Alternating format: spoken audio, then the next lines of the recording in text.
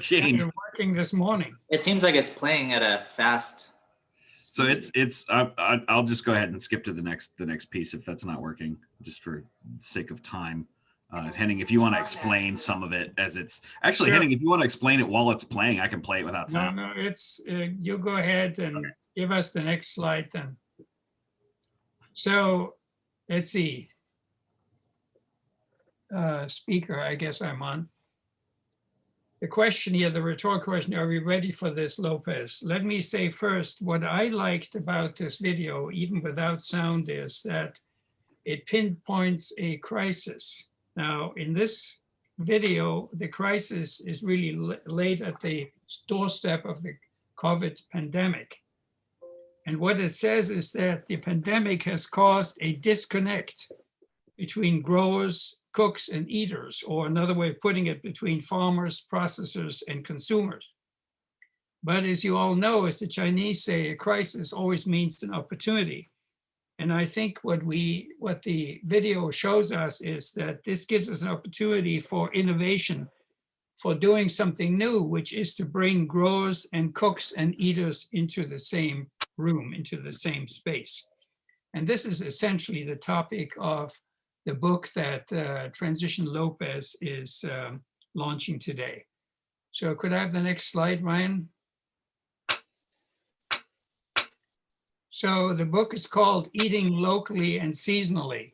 And you may have noticed that in the video, we were eating during the growing season, or the cooks, who are also the growers, were doing this during the growing season, but they were not, and they were doing it locally, obviously, but they were not doing it seasonally in the sense that they did not express how they are going to deal with when there is no growing season. In other words, in winter, how do you feed yourself when you can't grow things in the soil right then? So that's one question it didn't raise. Another question it didn't raise is, what are the ecological impacts of this kind of a local food system? So the book wants to address all of these issues. A, how to eat locally. Secondly, how to eat seasonally. And thirdly, how to do it in a way so that we will not compromise our ecology or the environment, and we will ameliorate climate change. Okay, so next slide. Ryan? Okay, what I'm going to do here is I'm going to intersperse the slides with language on it with some pictures that hopefully will be encouraging to you.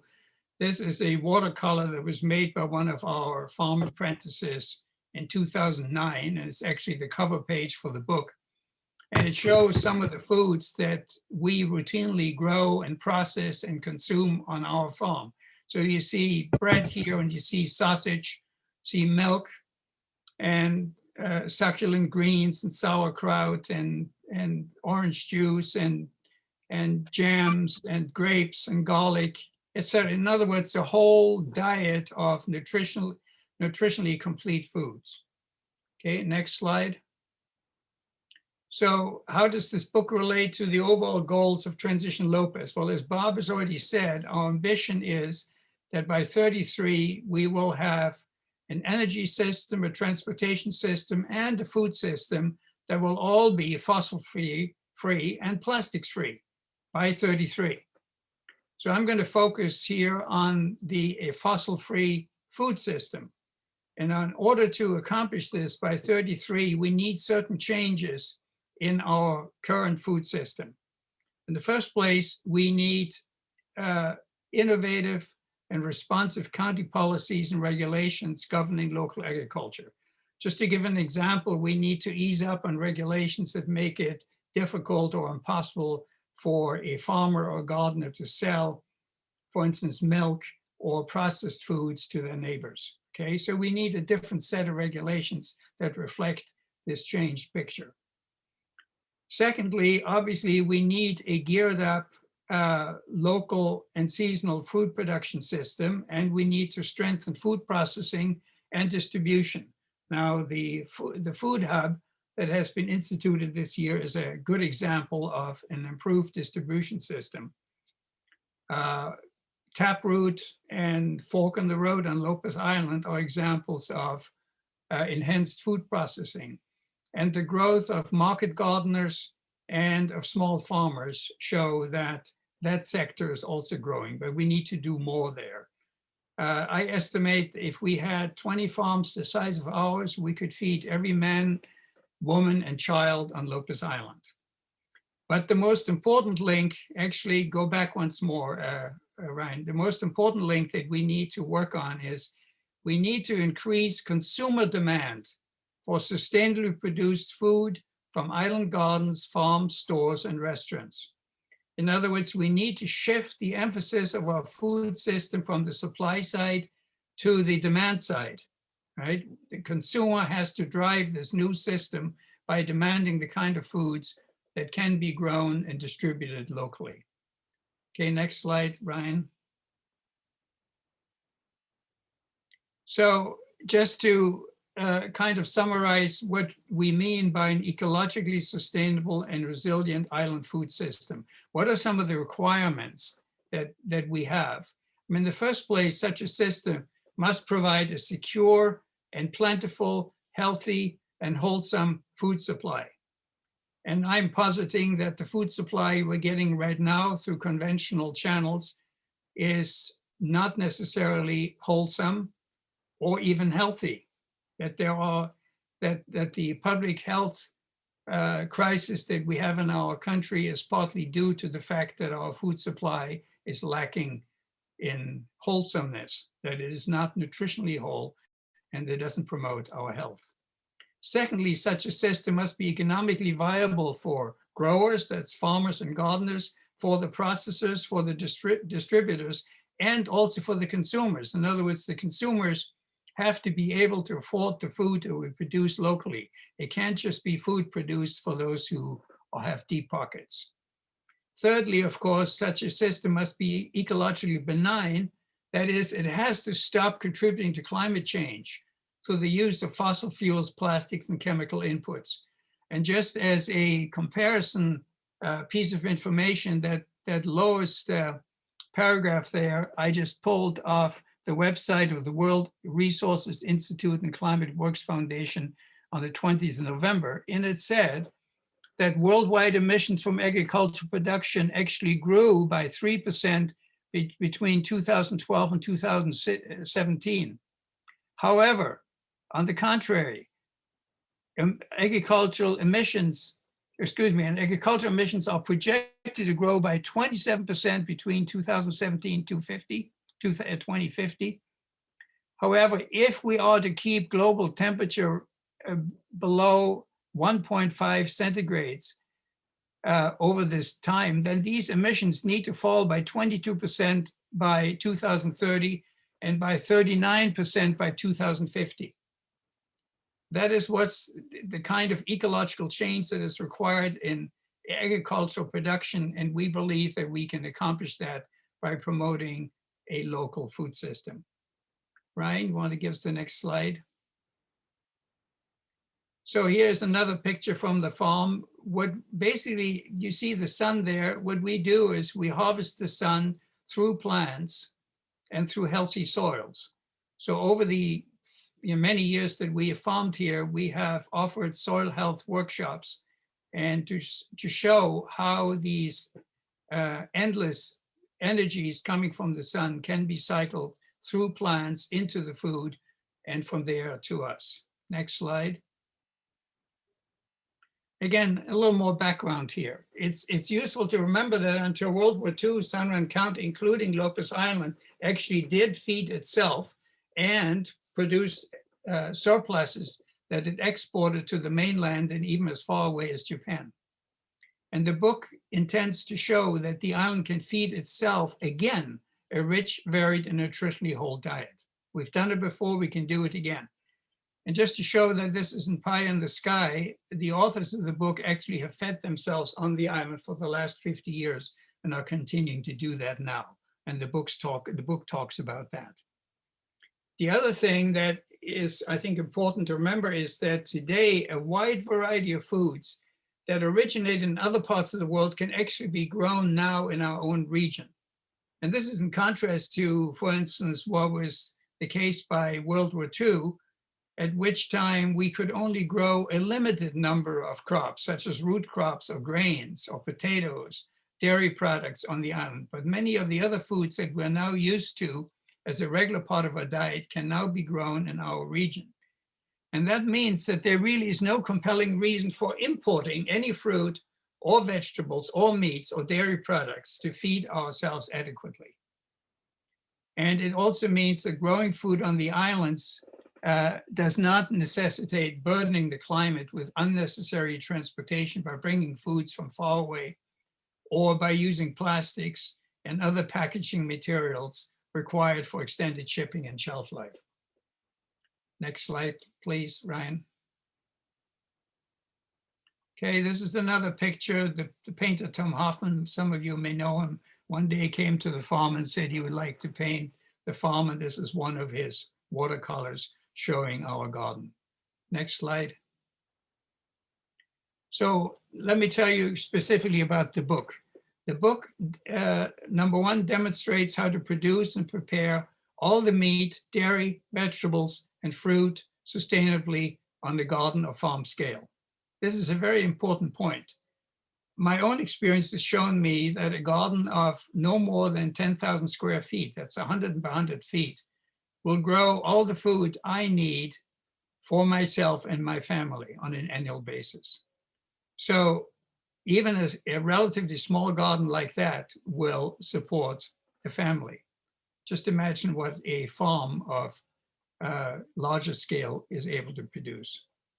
Secondly, the book shows how to grow food on a seasonal calendar for fresh consumption during the growing season and for processing the food for the non-growing season. This is incredibly important. I mean, if you're going to eat tomatoes that are produced locally during the summer, what are you going to do in winter? Well, you have to process those tomatoes into dried tomatoes, canned tomatoes, juice tomatoes, salsa, and on, so that you have maybe not a fresh tomato at Christmas, but you have a good tomato because you've processed it, you put it on the shelf, you put it in the freezer, you fermented it, you've prepared it in various ways that make it storable for use during the non-growing season.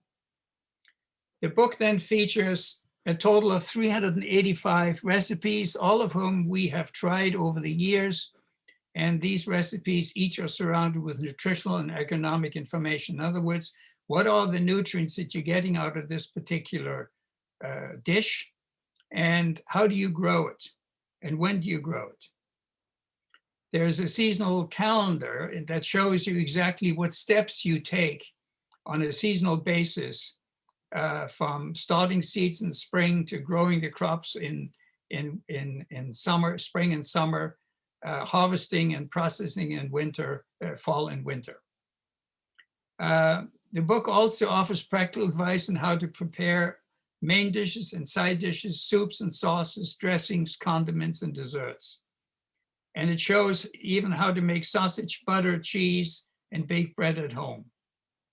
And it shows how to preserve these foods for winter.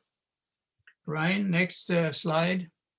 Okay, here's another watercolor that was made by Ann Whirlich, also a local artist, from a CSA share in 2018. I assume everybody knows what a CSA, Community Supported Agriculture, where shareholders subscribe for a weekly share of whatever is produced on the farm.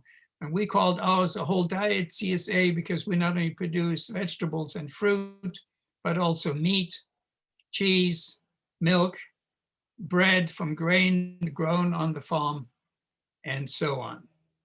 Okay, next slide. Ryan, next slide, please. So how do we going to, what kind of community outreach are we proposing here? Number one, the book will be offered to the community digitally free, and it will appear soon on these two sites that you see listed below, on the website of Transition Lopez and also on our farm site, sshomestead.org. It will be up there probably within a week or two, and it's available to anyone for free. It will also be offered to the Lopez Library, and we're giving the library a couple of hot copies so anyone can check it out. And thirdly, it's going to be available for purchase at the local bookstore. Karen at the bookstore has said she will happily carry that book for purchase. Then after the pandemic, once we can meet again publicly, there will be demonstrations of seasonal food preparation and processing at various venues. And these venues will include island farms and gardens and at processing centers such as Taproot or Fork in the Road, in the school cafeteria, at the senior center, and hopefully at the Lopez Community Center for the Arts. And I want to tell you too that the school has declared that it wants to incorporate the book into its culinary program and teach from it to its students. And the contents and recommendations of the book will be communicated through online discussions, videos, and press articles that Transition Lopez intends to produce. And I just want to end here by telling you that Lopez Local Wars has endorsed this book and its intent to motivate local eaters to supply their food needs from island sources. And I think I have one more final slide, Ryan. This is also a watercolor by Krista Malay, a local artist, and it shows a kind of a collage based on a midsummer celebration of food and on the farm. Well, thank you very much for listening, and either now or later, we probably don't have any time for questions now, so you can come back to this presentation during the session on eating is a radical act if you want to. Thank you. Henning, thank you. That's such an exciting project, and the gift to make it free to the community is appreciated and embraced. Thank you. So, hi everybody. I am Liz Lafferty, long-term participant with Transition Lopez Island, and oh my God, in a year where so much has gone just off the rails, I'm delighted that I get to introduce some good news. So there's a project called Close the Gap, and our school was one of 23 school districts in the state that we got an award of $325,000 to purchase an electric school bus. So it's going to replace an old diesel bus that's, you know, on its last leg and wasn't a good choice for short stops, slow speeds kind of thing. So go to the next slide there. So this is, you look down, orientate yourself. That is the Lopez School. On the left of your screen is Center Road. And then when you see the arrow pointing to the green line, that is where the charging infrastructure will go. So the bus will be parked there and plugged in to charge. This is where the Close the Gap fundraiser comes in. I'll talk about the details a little bit more just a second. And Ryan, next. So these are the, they're mock-ups of the infrastructure, the plug-in stations, all of that part of it there. And then the next slide. So this is the actual bus that's already been ordered and will be arriving on Lopez Island. Opalco has stepped up really generously towards the infrastructure. An anonymous donor stepped up generously. And what's left is approximately a $25,000 gap for the infrastructure part of the project. And that has to do with the running of pipes and the moving, to get it out into the parking lot, to plug the bus in and charge it up. So Transition has stepped up to say that, we'll help close the gap. So you can go to lopezisland.org and there's a donate button there to contribute towards this. And then you'll be seeing more and more information about it in the coming, we'll kick it off more solidly in January of next year. So anyway, this is such good news. And it's something we had as a group put out a couple of years ago, and then it happened so fast thanks to a couple of specific people really championing the project. So, this is a definitive step towards, plugging us into a clean and sustainable future. So look forward to more on that. And also, if you join the Electrify the Future breakout group, you can ask a lot more questions about the bus itself in that group. All right, thank you all.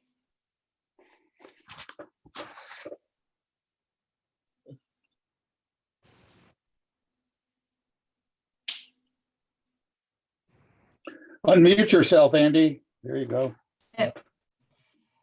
So thanks, Liz. That's always great to have good news. And here's another piece of, I think, good news. So back in the spring of 2019, Henning Zemsdorf and I attended the Agricultural Resources Committee annual retreat to get support for the idea of a countywide survey that would assess the habits of local eaters. We really felt that changes leading to a thriving local food system would be in great part driven by the demands of local eaters, but there wasn't much known about the what and why of consumer choices regarding food purchases and inclinations. So to understand how to forge new consumer habits and also be confident that we were moving the needle, we realized we would have to collect baseline data first. So luckily, our appeal at the ARC retreat was successful, and 3 key players signed on immediately to help. Brooke Brower, who is Executive Director of the WSU Extension Service, Lerner Limbach, who's General Manager of the Co-op, and Steph Coffey, Executive Director of the San Juan Islands Agricultural Guild.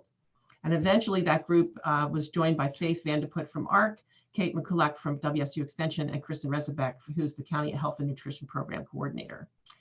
And fortunately, Brooke took over the leadership, and under his able guidance over the last year and a half, we hammered out a survey that we hope captures the information that the food system team will be using to design their strategic food system plan for our county, and will give us the critical information to move beyond words to action. Many thanks to the WSU Extension Service and the Ag Guild for funding this essential project. And so the goal of this survey is to collect information on the factors that influence food selection and purchasing choices in San Juan County. If your household was designated as a recipient, please do take the time to complete the survey, either online or on paper. And while you're doing that, know that you are directly participating in assuring that our collective future is resilient and sustainable. And if you want to know more, join the Eating is a Radical Act session at 2:30 today. Okay.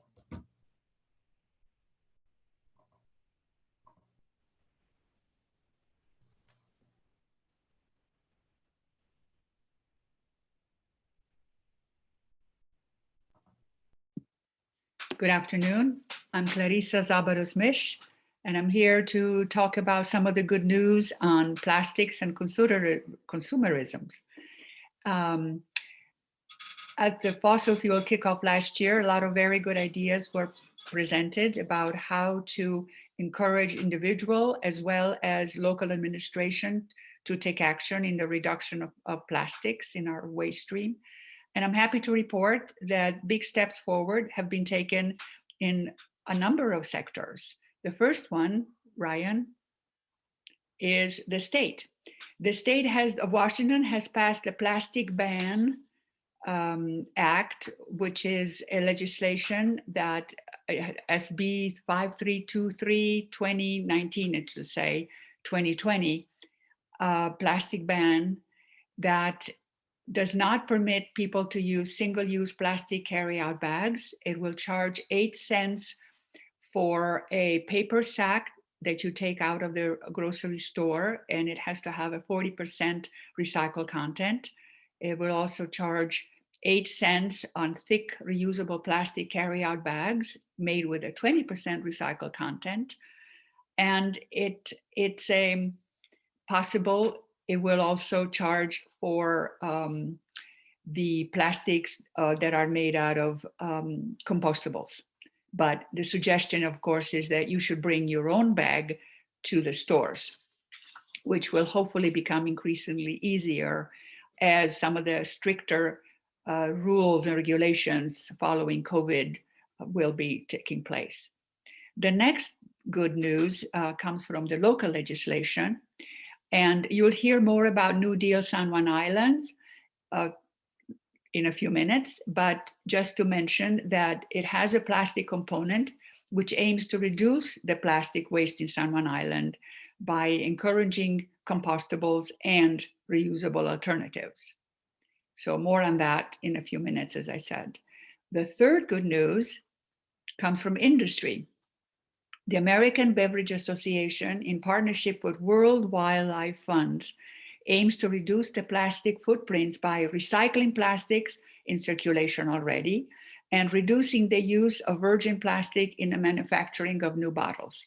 Well, we know that number 1 and number 2 bottles have been recycled for a long time productively, and that's the bottles that this particular Every Bottle Back program addresses. So we have number 3, number 4, 5, 6, and 7, which have been recycled in the past, but over the last 2 years have only been thrown away as trash in the local garbage and the local solid waste here on Lopez. So we're very glad and grateful that number 1 and number 2 can be recycled. And what's new is the formation of new bottles from recycled bottles. That is a big step that the industry is taking, not just using virgin plastic to make bottles, but use recycled plastics to make new bottles. So for that, it's going to mean that the plastics that we recycle, number 1 and 2, have to be very, very clean. The fourth element is our individual and local commitment. We all know about how COVID has basically stopped a lot of our habits and replaced a lot of our habits, and has been a great factor in the way that we shop and eat in the last year. But also at the same time, it is encouraging us to look at alternatives, as we have already mentioned. I remember last year at the holiday bazaar after Thanksgiving, I bought this very nice bag made out of post-consumer plastic, and the SWAP team had created that. So there were local organizations that were trying to address the issue of reusability in plastic, and that was an example of that. And for a long time, we could not take our own plastics or our own bags to the store, but that is changing too. And so we can choose not to use their bags, the store bags, or pay the 8 cents since, after January, but to bring our own reusable bags. And there'll be much more talked and presented at the World Water Day on March 22nd, 2021. Well, we'll bring much more information about new programs that we are interested in pursuing. So I will just end with suggesting that we keep up the good work. We islanders continue to recycle and continue to take our own bags back to the stores. I also mentioned Plastic Free Sailors Sea, which is another organization that has good ideas and how to prevent plastics from entering into our sea stream. So thank you very much. And next. Hi, everyone. I'm Steph Coffey with the San Juan Islands Agricultural Guild. The guild, also known as the Ag Guild, and we're a 501c3 nonprofit that serves all of San Juan County. Our mission is to foster a vibrant, resilient, and sustainable food system in San Juan County. Next slide. Oh, you got it. So I'm just going to talk about a few of our programs. One of the biggest barriers to farmers, especially beginning farmers, is access to land. Farmers to Farmland helps beginning farmers and existing farmers obtain their goals to expand production or start production. How it works is information referral to other agencies or even to mentorship or internship programs. We help with advertising land opportunities for those who hold land and would like to see farming done on it, and connecting those farmers and landowners, and then helping them with lease agreements. If you have land available, or if you want to start farming or expand operations, you can fill out an application at sjiaguild.com, and then coordinator Peggy Bill will be in touch. Next slide. Another top barrier for farmers is access to capital, and the Orcas Food Co-op started the Farm Fund in 2015, providing needed capital for infrastructure improvements to ramp up production. This program came under the Ag Guild umbrella in 2020 to help take advantage of tax deductible donations, but it's still a very collaborative effort and a committee of different agencies and farmers that make up the committee. Mechanisms for distribution of funds, it depends on the funding source. So some are grants, some are microloans. For example, in 2020, Orcas Island Community Foundation raised $117,000 for grants to Orcas farmers that help expand production, not only for this year, but into the future, investing in infrastructure, but also if those farms would be willing to donate back to the Orcas Food Bank. And then the team went to the San Juan Island Community Foundation and received a $10,000 grant for doing microloans, and Orcas Food Co-op also donated $5,000. So we had $15,000 for microloan funding to any San Juan County farmer, and farms can ask up to $2,500, and repayment is full retail value of in-kind food donations to any program that addresses food security. So it can be Meals on Wheels, food banks, school programs, and the payback can happen over a 2-year period. Funding is still available, and applications are available at sjiaguild.com. A big part of this to make this farm fund work is with community assistance and fundraising and donations. And there's a donor button on the website. Next slide, please. So one of the challenges, as we all know, is how do buyers know what San Juan County products are available? And Island Grown in the San Juans is a branding program that helps do that. It has evolved over the years, but the goal has remained the same: to increase the sales of locally grown, made, and gathered products. So this year, thanks to the county LTAC funding grant, we were able to update the islandgrownsj.com website to make it easier for folks to search for what products are available. And you can see right here on this slide is the upgraded website where you can search by island. Once you click on one of those blue dots, next slide, it goes to an interactive map. Now this interactive map is Sustainable Connections' new Washington Food and Farm Finder. They just launched it last month, and we are a partner in this project. So for 2021, any farms can, actually right now you can do it too. Any farms can go on and list their farm and be on this map for free. Also restaurants, farmers markets, anybody that uses local product. So you could do that by signing up at Sustainable Connections, or you could do it just joining Island Grown. If you'd like something more tangible in your hands, we also have hard copies of San Juan County Food and Farm Guides that we can mail to folks. It's from 2019, but most of the information is still correct. You can find the latest news and events by signing up for a newsletter or follow Instagram, islandgrownsj.com, Instagram or Facebook. This program is a membership, and that's how we stay, where we get our funding from, other than LTAC. And anybody can join Island Grown. Applications are on the website, and there are 3 categories. One is for farmer, one is for producer, that includes value added or restaurants, and then one for community supporter. Next slide. So another challenge is making it easier to shop multiple farms for customers. And the San Juan Islands Food Hub opened its doors in April of 2020 this year. We were getting ready to launch for wholesale, and then COVID hit, and we pivoted for a retail model to help address both challenges for buyers and sellers who were losing their market. Next slide. So think of the Food Hub as an online farmers market. Once a week, farms, restaurants, and value-added producers list their products on this online website, and it can be food, it can be lotions, it can be CBD products, soaps, but they're from all farms in the county. And they list their products, and then buyers can log in and buy the items from any farm on any island. and it doesn't have to be the island that they live on.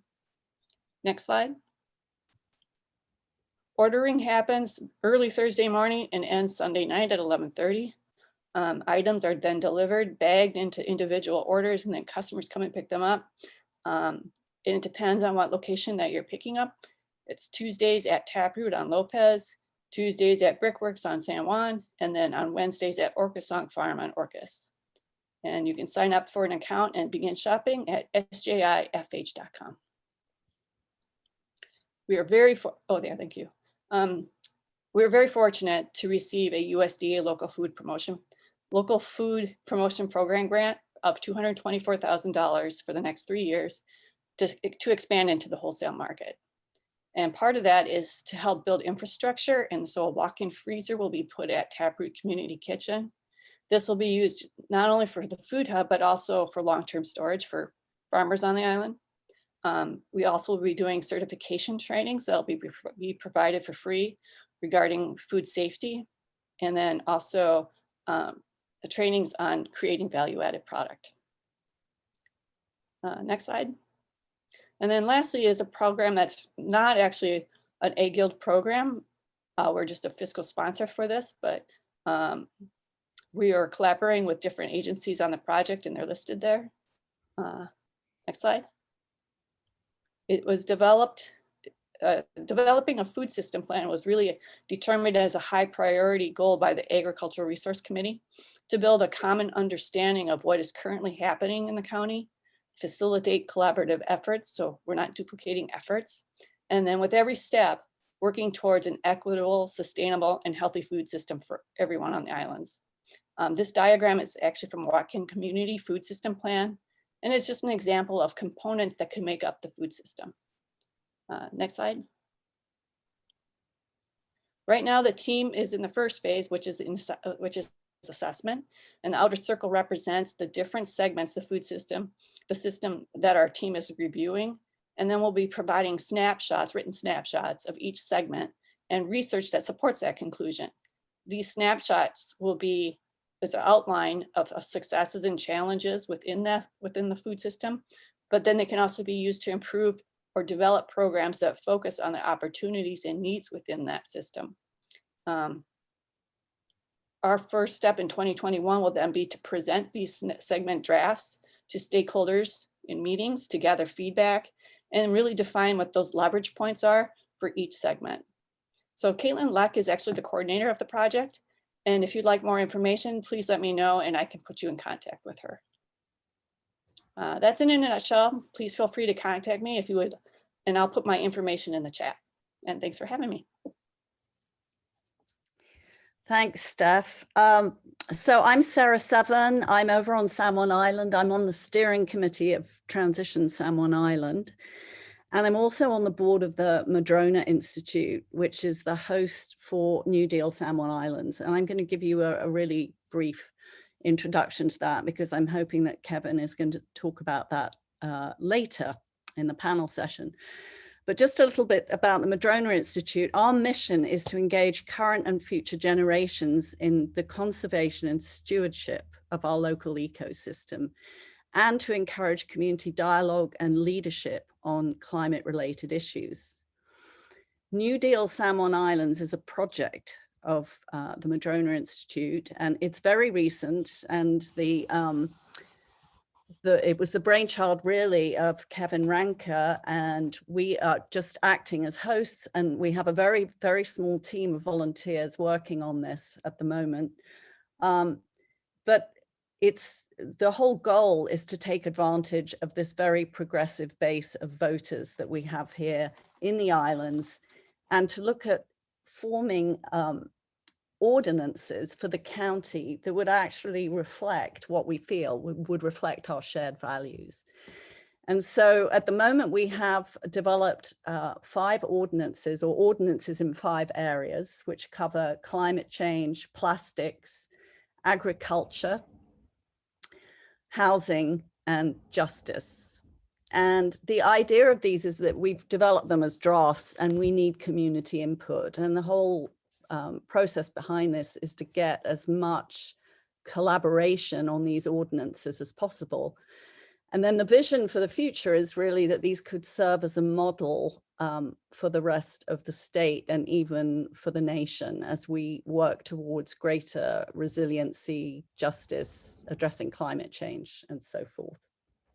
So we really welcome everybody's input, and there are plans to do a very small scale kind of roundtable of some sort, I think in January, with some community input, where we'll probably be reaching out to many of the nonprofits that are involved in these individual areas who are already addressing them, and try and encourage more collaboration. And I'm sure Kevin can comment if I've left anything out that he wants to address now rather than later.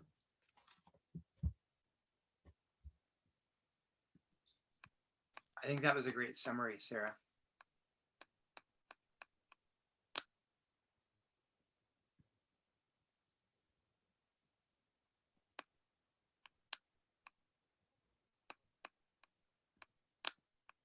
Sarah, I think that was a good summary. Okay, yep. Well, I am waiting for somebody to introduce Vicky. I'm going to do that right now. I had to unmute myself. I'm not used to doing that. Hi, Vicky. Vicky's going to be our keynote speaker today, and she's going to talk about this new project she's on, which is called What Could Possibly Go Right. She is the inspiration of our had a book before called Blessing the Hands That Feed Us, about living off resources within a 10-mile radius of her home. And we did that recently here on Lopez for our transition group, and that was fun. So anyway, there you are. Take it away. Okay. Hi, everybody. So I am going to share with you, hot off the presses, some of the findings from my project called What Could Possibly Go Right. And it's like, listening to you, I'm very excited about all the work that you're doing. I think we should be partnered among the islands. I think Island County should be part of your county, or that we should all, the 5-county region should actually operate as a productive network, so that all of our learnings cross-pollinate, and that there's some things that we can do at the scale of 5 counties, or successes we can own, like I'll have Island County own your food book, your food system book. Yeah, so I just want to suggest that, and there is on Whidbey Island, there's a food system consortium that's starting again, hosted by an organization called Goosefoot, which you may or may not have heard of. I'm not going to go into detail, but I'm very, very encouraged. I did a bunch of food system work 4 or 5 years ago when my book came out, about my experiment of eating within 10 miles of my home for a month, and all the ways I failed and all the successes, all the things that I saw were needed in order to have a thriving food system. Yeah, and I haven't seen a lot of integrated efforts in recent times, but Goosefoot has started that, and I volunteer to be the liaison with all the work that you're doing in San Juan County. That's a nice job for me. So anyway, back to what could possibly go right. And I'm going to see if I can be very disciplined about the insights, and I'm going to leave it to you to figure out how they apply to the very practical things that you're trying to enact in San Juan County. They're contextual, they seem somewhat philosophical, but really the question I asked of about 30 cultural scouts, people who have a large vision and who act on behalf of the commons, over the course of from April to right now, I've asked a single question, which is what could possibly go right in the face of all that's going wrong. I started with the pandemic, and then the majority of the interviews happened after the murder of George Floyd, which, well, we all know, precipitated a social justice uprising that I don't think could have been predicted a year ago.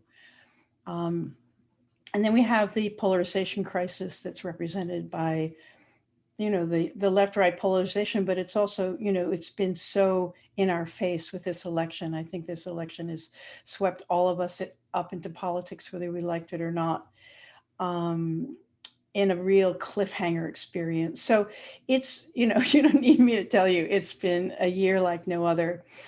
And in the face of that, I felt as soon as the pandemic hit, I felt like every breakdown has an opportunity in it. There's an opportunity for a breakthrough.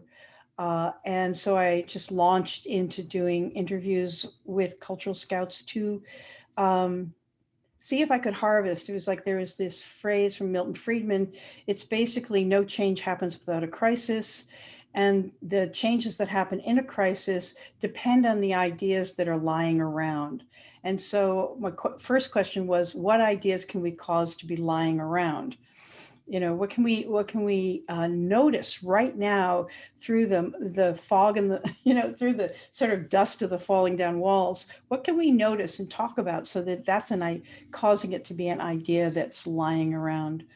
I was quite humbled in the process of this because I think I went into it thinking that I and the people I know are sort of in the know, and not everybody's in the know. And so if we could emphasize what we know at a time when people are confused, things that we know that we think are important could land more powerfully in the world. But I've come out of this with, and we're just at the end of our second set. We're going to be going into 2021 with at least 15 more interviews and a lot of cool ideas based on this. What I've come out of this with is that it's very different to formulate among yourselves the solutions that you think would make a difference, and simply being a cultural scout, noticing what's arising without prematurely determining what that means, because I think there's a lot of surprises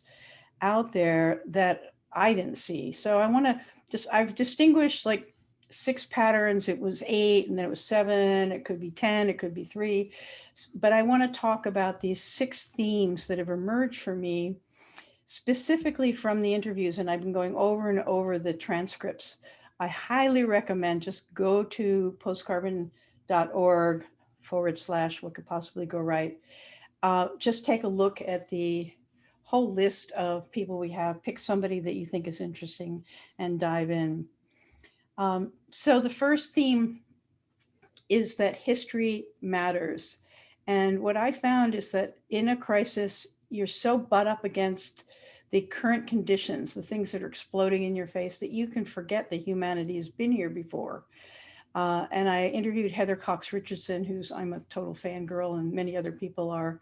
And her emphasis is on American history, and day in, day out, week in, week out, she's been able to put what's happening with Trump, with the Republican Party, with the Democratic Party, with Congress, with the courts, into an historical perspective. When have we been here before in this country?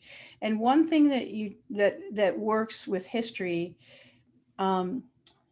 is that you understand that we made it through these crises. You understand that we are standing on the shoulders of people who actually came up against the hardest challenge, and they prevailed. That this democracy, and I think we've seen it recently as well, for all its faults, has held, and that this election has held. And there's something that I think all of us are taking a lot of strength from, that we've participated in something that has integrity.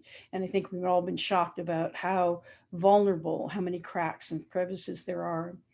And the other part of it about history matters is that, there's been, I think, like, I don't know how many dozens of civilizations that have been risen and fallen in the recorded history. And one of the things that they've studied is that the average age of civilization apparently is 336 years. It's someplace between 200 and 400 years.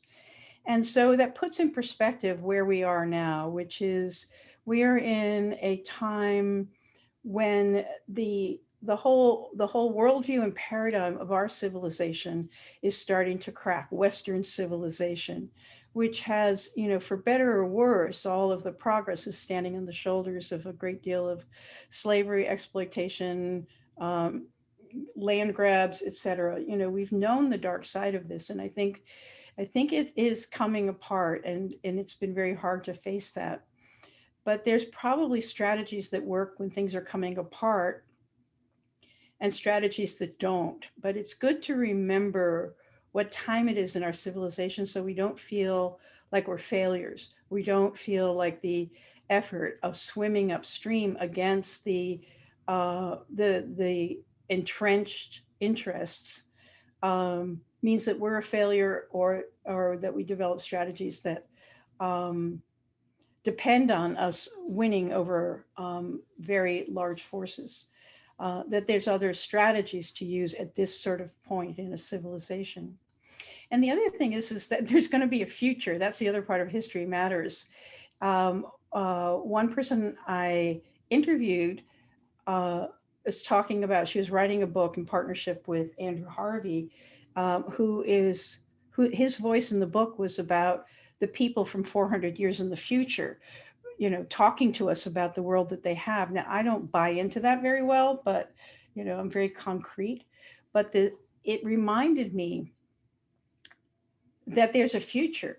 And basically none of us actually knows what's in the future, but there is a future, and that we're doing, you know, we say we're doing what we're doing on behalf of future generations, but it's sort of it's not quite in our imagination. And fossil fuel free by 33, you know, that's a shorter term future context. But the feeling of being part of a much longer and larger story has really helped me to relax around some things and focus on others. Second one is that frameworks matter. You know, that we are meaning-making animals, that we actually must make meaning of the onslaught of a gazillion inputs every minute. And so we are constantly sifting and sorting and putting current events into a framework that has either actually been inherited by culture or it's biologically programmed in.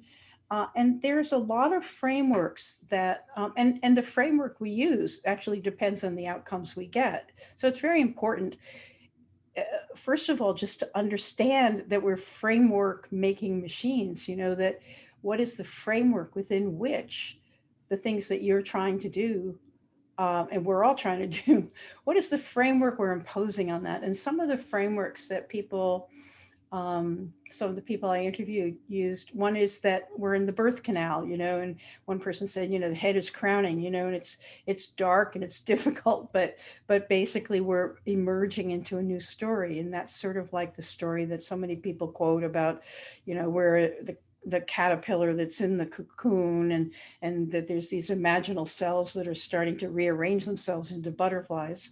And that's a framework. That's just, you know, that's just an explanatory frame. And people often quote it like it's true. It's sort of like we quote the Margaret Mead quote about, like, never doubt that a small group of concerned citizens can change the world.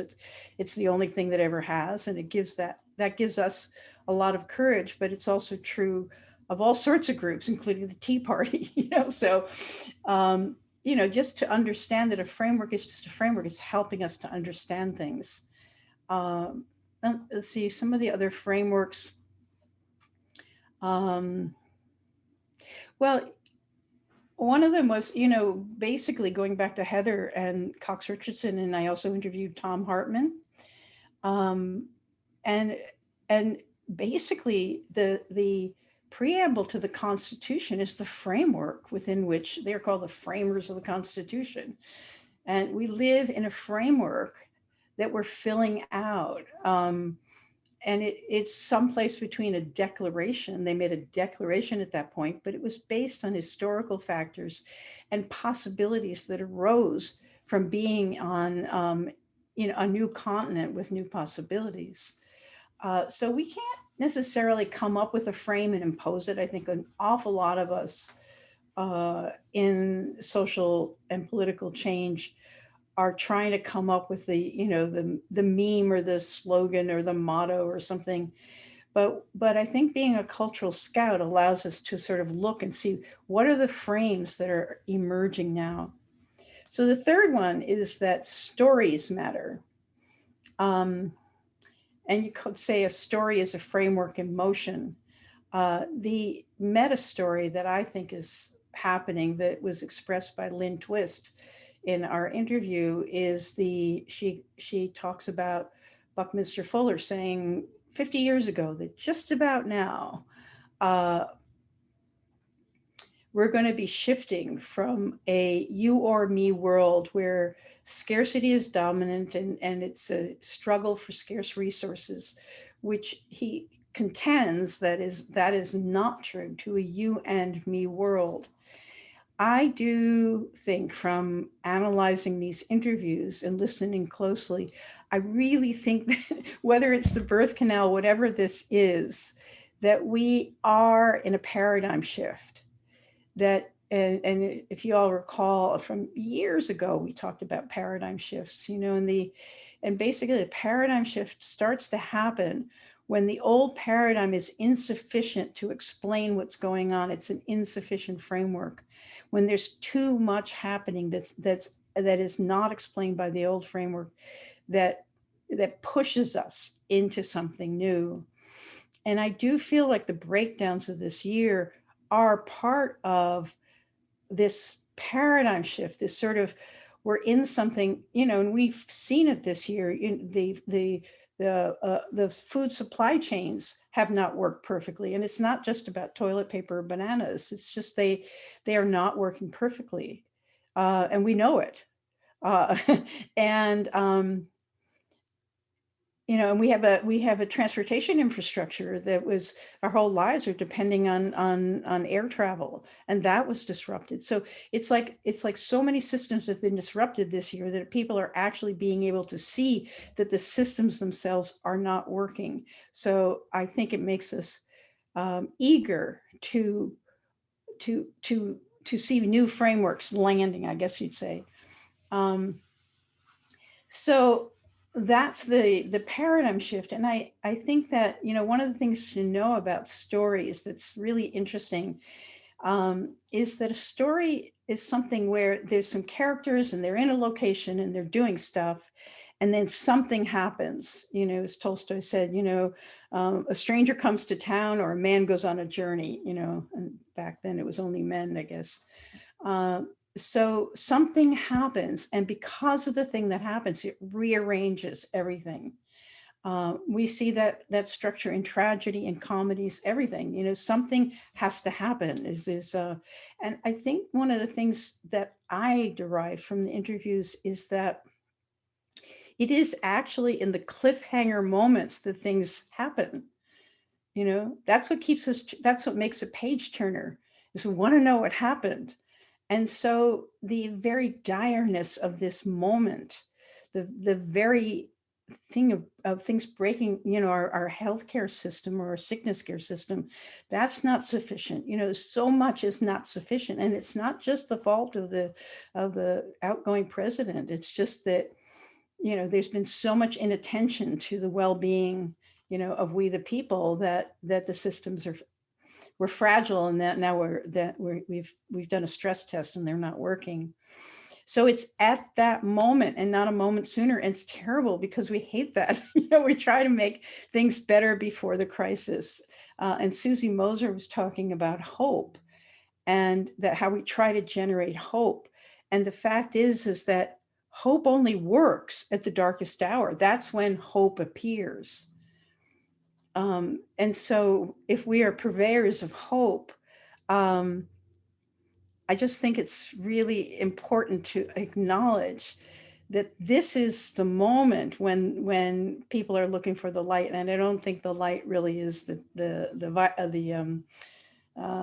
vaccine, although we're glad that that's coming. Some of us are. Also, stories hold wisdom, and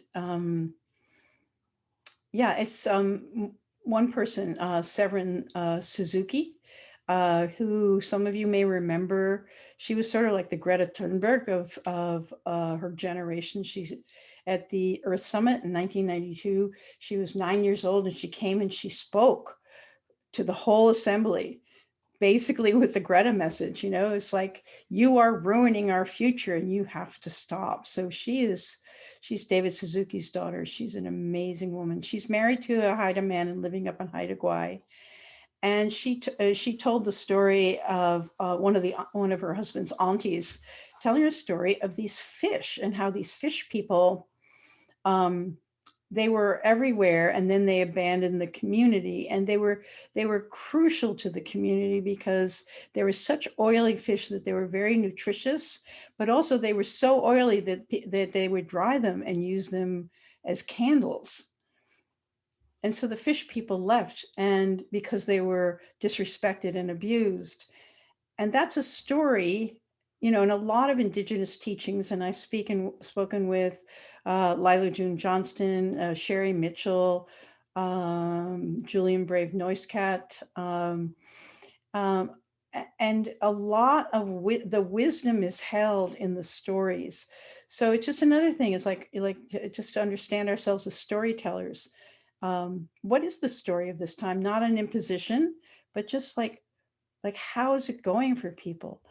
So then the another story I want to tell you is I spoke with Saru Jayaraman, who is she organizes restaurant workers, and she is organizing on a minimum wage for wait staff of $15 an hour, not to be on tips, but on a real wage. And I came into the interview thinking that the way to express solidarity with wait staff, you know, with people in a restaurant, would be to be a really good tipper, you know. So I try to train myself to be a really good tipper, but that's still the story of separation. That's still the story. And actually, I realized from talking to her that going to a restaurant is sort of like the ordinary person's king and queen, you know, like you actually get to be treated like royalty, and somebody else serves you, cooks your food, serves it to you, and does the dishes. And so breaking that wall, you know, like saying, no, it's just a bunch of people, and some people are cooking, and some people are doing the dishes, some people are eating, and the wait staff isn't your servant. They're they're part of your community. And so it's not that you tip well, it's that you advocate for $15 minimum wage. And I think that shift to solidarity is so many places, and being white and privileged, and, you know, I think so many of us who live up here in the islands, so many of us white, many of us retired people, we're so privileged we can't even see it. So we don't remember what solidarity is about. And in a way, this is the biggest tipping point, I think, in this pandemic. And it's the next point that I derived, which says justice matters. And we can intellectually say that justice matters, but I think that with the murder of George Floyd, so many people had the nauseating awareness of how much we'd allowed the racism of this society to fade into the background and be somebody else's problem. One person, Carolyn Raffensperger, who is well known for articulating and promoting something called the precautionary principle, which is basically saying that it's a scientific principle that if you suspect harm, but you cannot determine and you can't prove harm, you should base your interventions on precaution, on basically not doing harm if you suspect harm could happen. And she told the story of a painting she has of Frida Kahlo. And just like Frida Kahlo's art, it was very elaborate, and it was very detailed, and a lot of things going on in it, a lot of colors and shapes and things. And she said she couldn't actually see Frida Kahlo in and amongst all of the elements of the painting until she put a frame on it. And when the frame went on, she could see the central character. And for her, she said that the murder of George Floyd and the arising of the Black Lives Matter frame, the justice frame, the racial justice frame, she said, put everything else into focus. It was like the environmental crisis, the climate change, all of these things. It was like the racial justice element to the things that we're struggling to change has been so missing from the well-meaning environmentalists and people who are trying to change so many other elements of society. And once, because we're in the middle of so many justice issues, intergenerational justice. I interviewed Jane Davidson, who was in Wales, implemented the first intergenerational justice framework into law in Wales that was based on the Brundtland Commission report on sustainable development, and this idea that we have to live, our generation lives in such a way that we don't deny future generations the ability to have their own full lives. That's intergenerational justice. But there's been no government that landed that until Jane worked on that. You know, she's not exclusively Jane, but she wrote her book about it. Let me see, I sort of got off topic here with Jane because I was so excited about it. So this idea of intergenerational, interspecies justice, you know, once you put a justice frame on what we're doing, you know, and inside a justice frame, there's the frame of systems. It's like so many of our activities have been linear, like we're trying to impact one thing and do that one thing really well. I mean, it was my story with Your Money, Your Life, this book we wrote 100 years ago, that trying to influence consumerism. And I really felt that if we could solve that, you know, it was sort of like a solvent, and that everybody else was working on their issues, but I was going to like solve this one. And I did not have a systems perspective. I didn't see where that particular strategy lived within a family of strategies, how energy was moving through systems. And the justice frame seems to have clicked in an understanding of all these different aspects of justice. And even, you know, what we're doing here with food justice, you know, it's like, anyway, I just think that that frame is really important. Another little story is that, well, I'll go on to this idea. The next one is that feelings matter. And it's sort of radical, a little radical, you know, in you know, these very practical sustainability and relocalization efforts that we're doing. We don't talk about feelings that much. You know, the Sephora Berman, who's worked on pipeline issues and many environmental issues, she said the movement didn't move the way it is now until people stopped talking about policy and started talking about story and about their love for the land, people in a place. I know I've worked a lot on Whidbey Island on the issue of the growlers, you know, that I had been working on food system integration. And then suddenly I realized, oh my God, the growlers are like flying over our farmland and the farmers are finding it very difficult to farm. And I'm going to fix that. So, yeah, so it was the love that was in the issue that made the difference. And I realized I was working in the context of the Post-Carbon Institute, that I love the Post-Carbon Institute. And they have like these 3 areas that they're working on. They're energy, equity, and economy. And sort of that focuses their work. And I realized that is missing the heart. So I've added a 4th E, which is empathy. It's like you can't heal if you can't feel. You can't heal the pain if you can't feel the pain.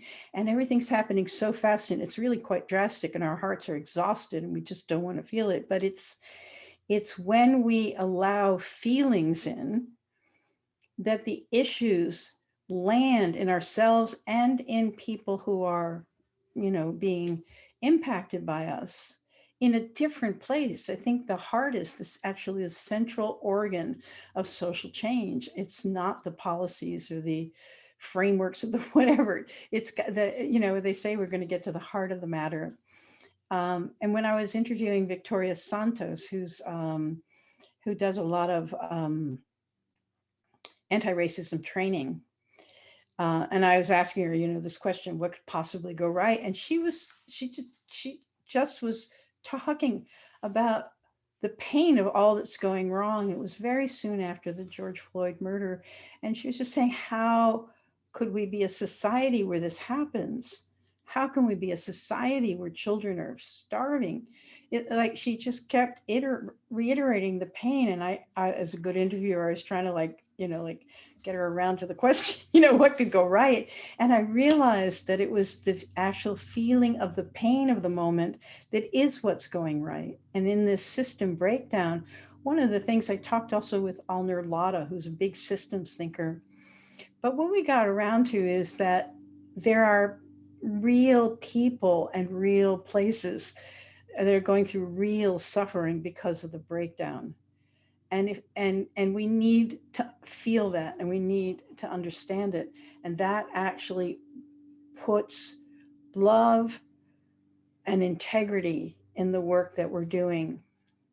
And so the final frame in this framework, the final lesson, I guess, is that power matters. And that may be just sort of a duh, like when you're trying to move your good ideas up the power hierarchy to get some ordinances or legislation or rules or whatever, or getting different people in office. But what was clear to me from talking with people is that power is distributed throughout society.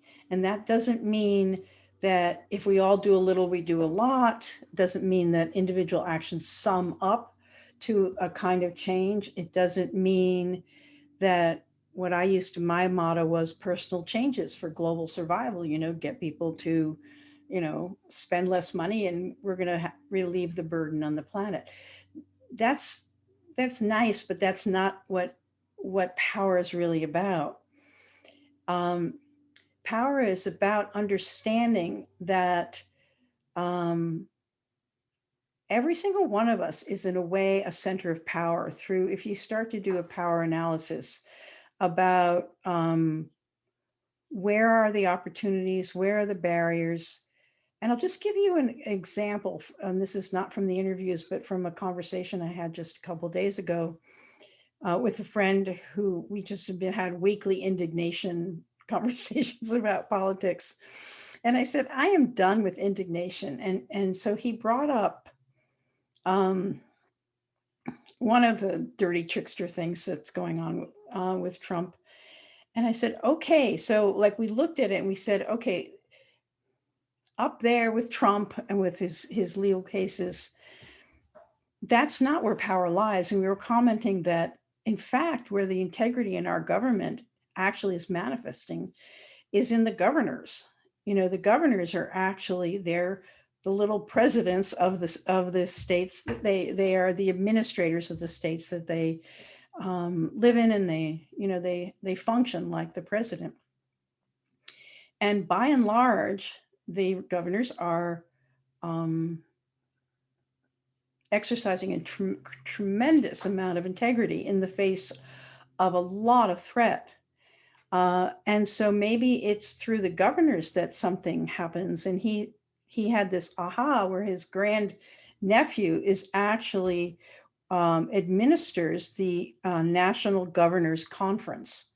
So, it was like just taking a second and getting out of the hierarchical, either the I am powerless or the sort of like the battering ram activist and just doing a sort of like where, what else is happening in the system and where actually do I have some degree of power. And I actually, another story, it's very small, but I noticed something in Biden's language that I thought is really problematic. And I thought, what can I do about this? Because I'm not just going to sit here at my computer getting upset. And so I wrote to my senators and congressperson about this issue, and I wrote about it eloquently, but not aggressively. And I got a call from my congressperson's office in DC, thanking me for that insight and explaining to me all the things that they were seeing based on that insight. I thought, that has never happened to me before. And so I was acting as if I am in the conversation. And part of that, and I think I said this earlier, is that solidarity, the solidarity across movements really matters. And that came to me from, I interviewed Reverend Lennox Yearwood, who is the head of the Hip Hop Caucus, just organizing young, mostly kids of color, to be engaged in the climate issue, just not asking them to be any different, but asking them to bring their whole hip hop culture to the movement. And what he said to me is that the climate and environmental movement missed a almost fatal moment when we failed to form common cause with the justice movement when Trayvon Martin was killed. We treated it like that's a different issue. We can't get off of our issue. We have to stay with our issue. But it's the same issue. It's the same issue about a system of exploitation and domination where, money and oil, seem to have a dead hold on our society. And because we didn't do that, we lost power. And I think there is something in that solidarity in the racial justice that is a moral power, is that if we, in our focus on our individual issues, fail to have a moral response, a response that everyone deserves to flourish in this world, and to be able to say some things are wrong and some things are right. And sometimes we're very pussyfooty in our sort of sustainability movement, not really wanting to name what's wrong. But I think that was one of the things that emerged from these interviews, is that we're moral beings and we really need to name the immoral things that are happening. And finally, the other thing was that people were saying it's not the great man theory of history. The heroic individual is really giving way to a somehow distributed systemic responses. And when you take away the sort of frustration with the power structure, what I am seeing, and I'm sure you're seeing this too, is the power is everywhere and people are exercising it. And it's you just take away this thin film of the dominant model, and we talk about shovel ready. We have a shovel ready, just sustainable and thriving world. We really do, and we're all doing it. And so I think the faith is this is derived. This is not some rah framework, but really the old order is coming apart. I think that's one of the messages of this year. It's not to be celebrated fully because it's very, very difficult to go through. It will take a long time. We are on the verge of something, but it may take hundreds of years for this to reach its fulfillment. But this is our moment. So I thank you I couldn't even see you because I was reading my notes, but I thank you for your attention. And I hope that this has been useful. And I think we do have a couple of minutes if anybody wants to raise a hand and ask a question and somebody else wants to manage the hand raising, that would be awesome. Thank you so much.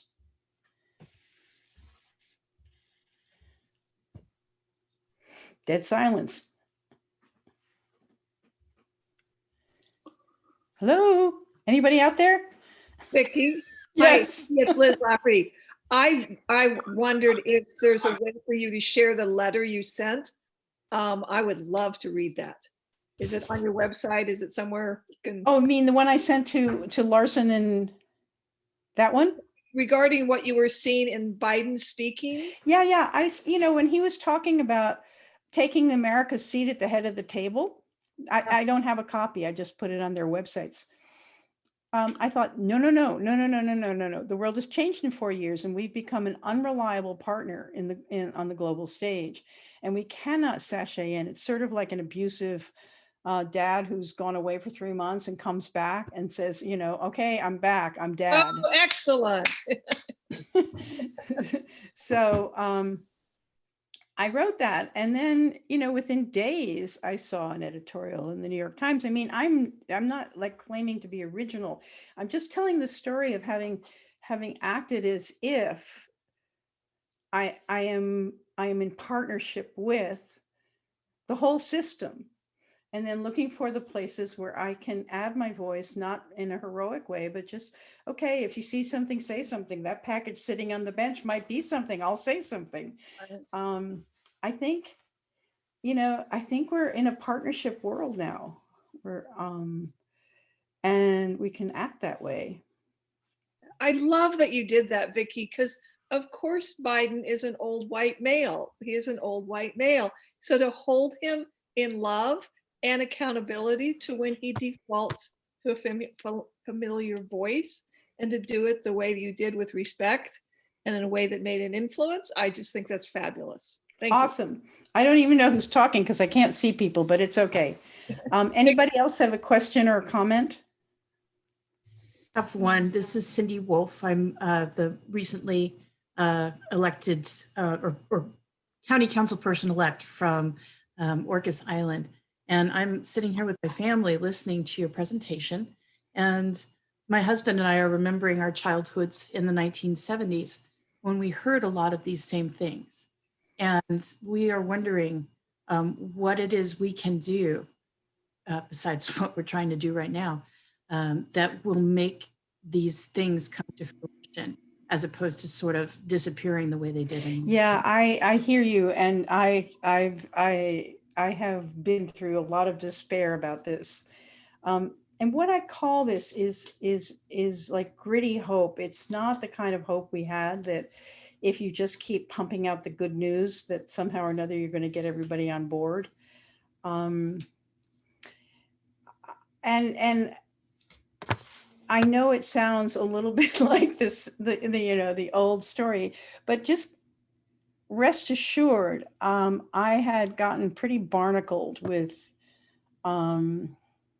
despair, but it's like the humility to see that this thing about that the justice frame actually put everything else into perspective really helped me, because it sort of busted me back to the back of the class. And part of my attitude when I was younger is like, classic boomer, we can change the world and we can do it on our watch and everything is fluid. And,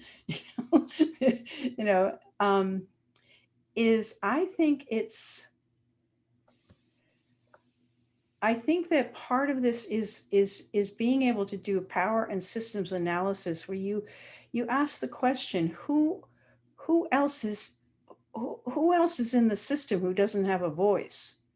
What are they seeing? Because being change makers sort of is like us pushing something really good and beautiful and true into something that seems dense. And I think that more this is about partnership. That's more about what all of this seems to add up to. And I heard a talk just while I was doing this. I heard talks, not somebody I interviewed, but a man who's done a lot of community organizing in the Okanagan around forestry. And basically he was saying, just to, his basic message, and he's very skilled and he knows the entire 4-quadrant, whatever, what do you recall that? The Ken Wilber stuff. He said, basically, you've got to understand you're only seeing a piece of the picture, and you've got to be curious about what other pieces of the picture are being seen. I'm not giving advice here, but it's more like it's very difficult, but I've been working on what pieces of the picture do people who are Trump supporters hold that I am not seeing. And you know, the input I get from all of the people I know who have supported Trump is that you liberals are just so full of yourselves. You know, you're such smarty pants. There's no space in you to hear anything else, and that's pretty much a comeuppance. Not that I agree with the things they've been saying, but I'm listening. So I don't know if that's helpful at all, but as I say, this is derivative from the conversations. This is not some new thing I'm pasting over it. So if I can ask a follow-up question, do you think that one of the weaknesses with the movement in the 1970s was that it wasn't inclusive enough? Oh, Is absolutely. that where you're going? Yeah, I think so. Right. Sarah just said spiral dynamics. Yeah, I mean, spiral dynamics is a framework, another framework for basically the evolution of consciousness. And I mean, it's good, but I think people who are wedded to their frameworks often can't see what else is going on. And here I see a screen that says, I'm done. Am I done, or is there room for anybody else? I'm done. I can't see you, so just somebody tell me. You're done. So long, Vicki. Thank you for coming. We appreciate this. Everybody go to her website. Her website's wonderful. Okay, yeah, I hope this has been useful. I know it's very contextual at a very practical conference, but please, I want to be your partner in this. I think you guys are doing awesome work. Okay, ciao, ciao. Thank you. Bye-bye. Bye. Okay, everyone, we're going to be jumping into our concurrent session. So we're going to actually switch into breakout rooms next. In the chat, if you can say which room you want to go in, room 1, eating is a radical act, or room 2, electrifying our future now. I'm going to go ahead and open the room sessions up and slowly get everyone in there. It might be about 5-minute gap to get everyone in there because I got to do it manually. But I'll go ahead and open the rooms. They are now open, and just let me know which one you'd like to go into, and we can start funneling people in. Tell me again what the 2 rooms are. There's eating as a radical act, room 1, and electrifying our future now is room 2. Oh, there's only 39 participants. Yeah. I got more than that. I got.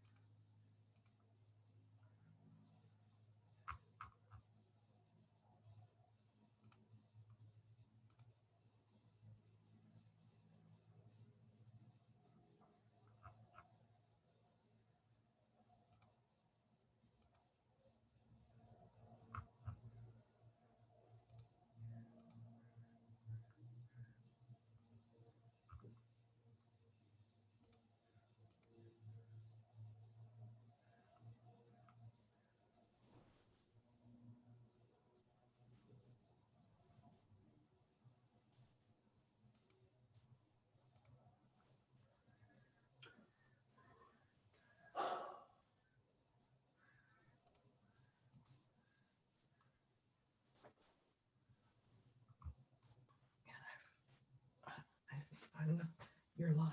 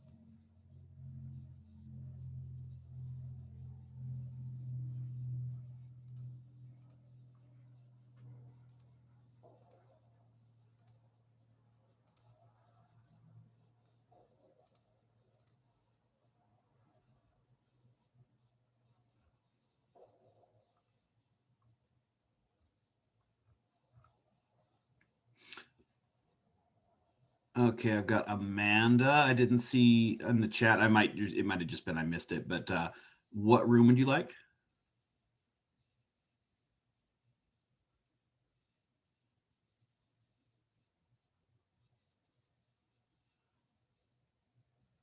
How about Anne? What room would you like? Oh, Amanda, one. Did you say Anne? Yeah, room 1 or 2. I put in the chat room 1. I'll get you right there. Cindy, what would you like? Room 2, please. Doug or Tam?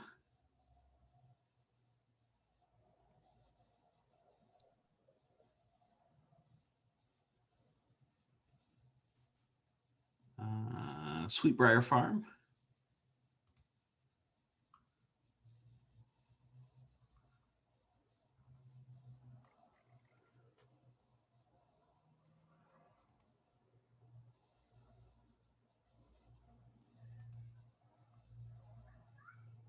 Joyce?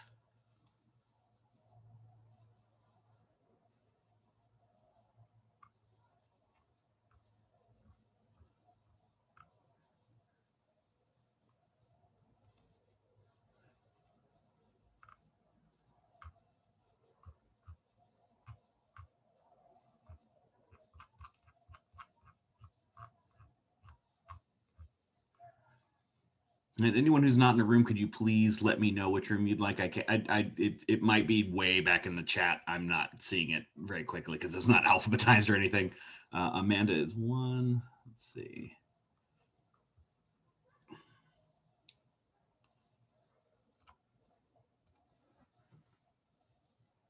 And if you just want to unmute and say it, I can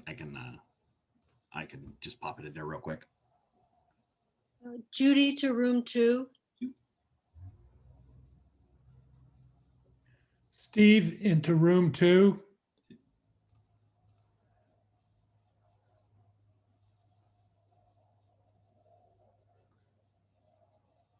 Sweetbriar Farm.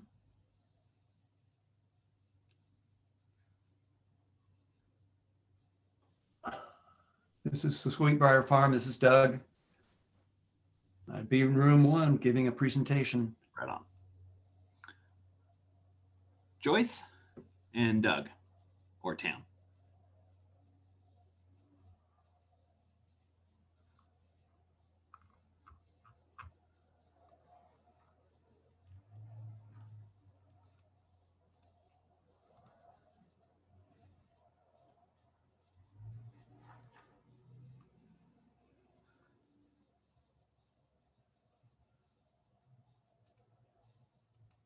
Ryan, can you give it to me again, please? Yeah, let's see. And can you start from the beginning since some of it got put in later? Absolutely. Tell me when, Ryan. Let me just close mine. You should be good now. Okay. All right.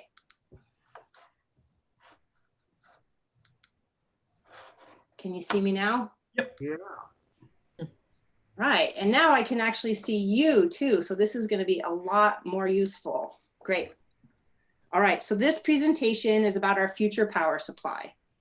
And really these 3 components are super important: local microgrids, firm mainland power, and regional renewables.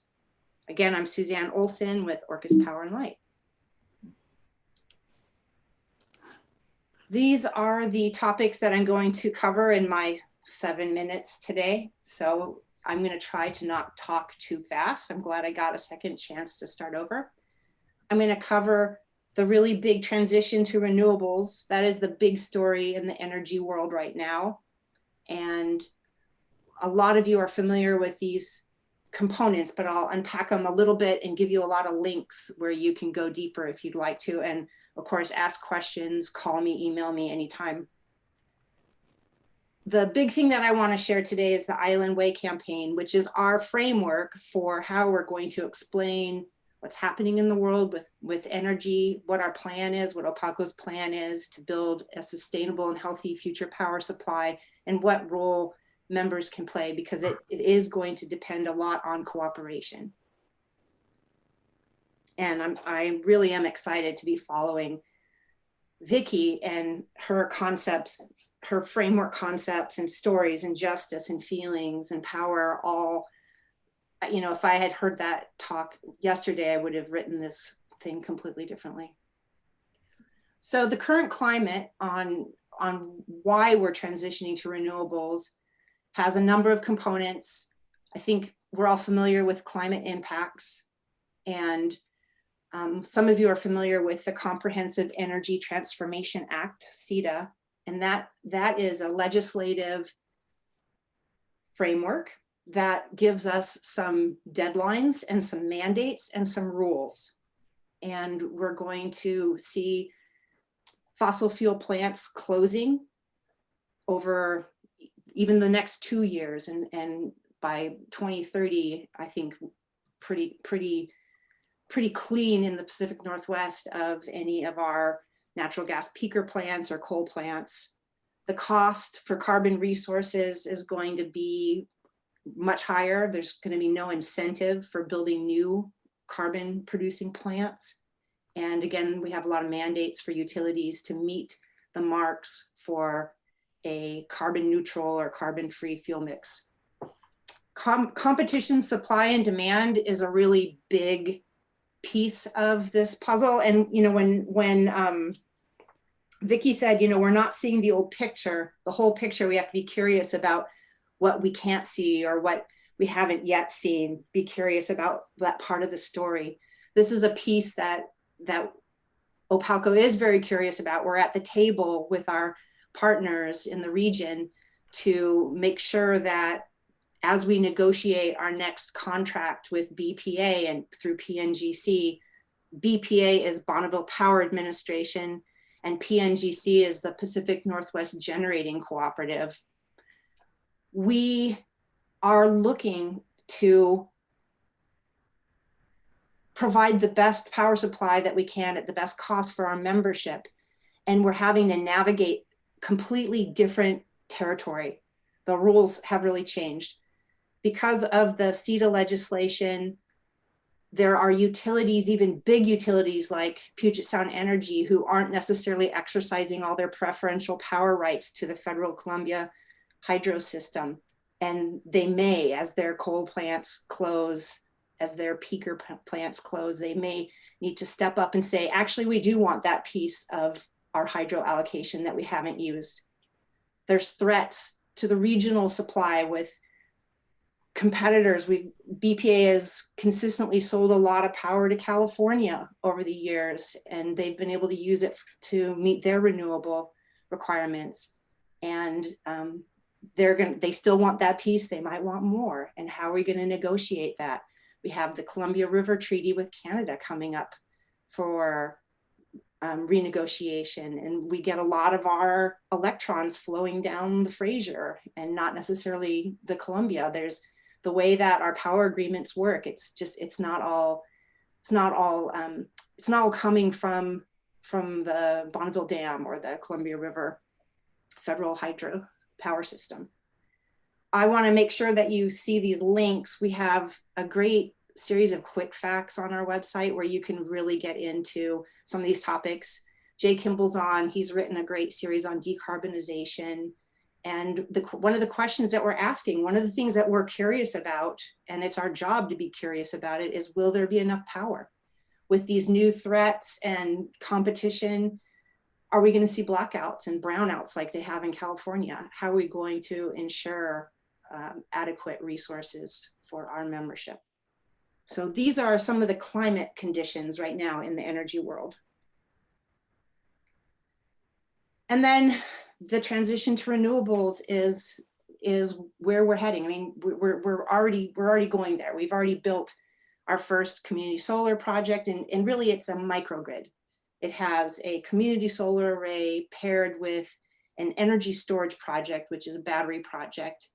And it not only helps us to store surplus energy that the solar array might create, produce, but it also helps us to manage the lifespan of our equipment, to shave peaks on a really cold spell. I think a couple Februaries ago, we got a $220,000 unexpected little ping on our bill from BPA because the temperature got really cold. If we had a microgrid in place in the area where that load was getting high, with our automated system, we could see that happening. We could close in the battery project and then open up the grid and manage it so that the battery project just shaves that 15-minute peak off, and we save our company $200,000.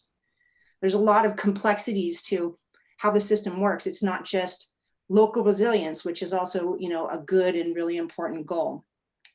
So we have the Decatur project in place. That battery project, I think, was just commissioned for sure this month, and we're going to have a ribbon cutting with Department of Commerce, who granted us on that project in February. We had hoped to have a project, a community solar project on Lopez in 2020, but the land that we were set to purchase got purchased out from under us.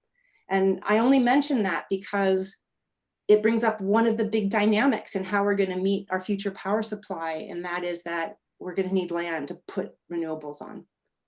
And I think we don't have any thought of building enough renewables in the county to meet all of our supply, all of our demand for power, but we'd like to have enough to provide for essential services when the mainland system's not available for whatever reason, and to manage our system for this greatest efficiency.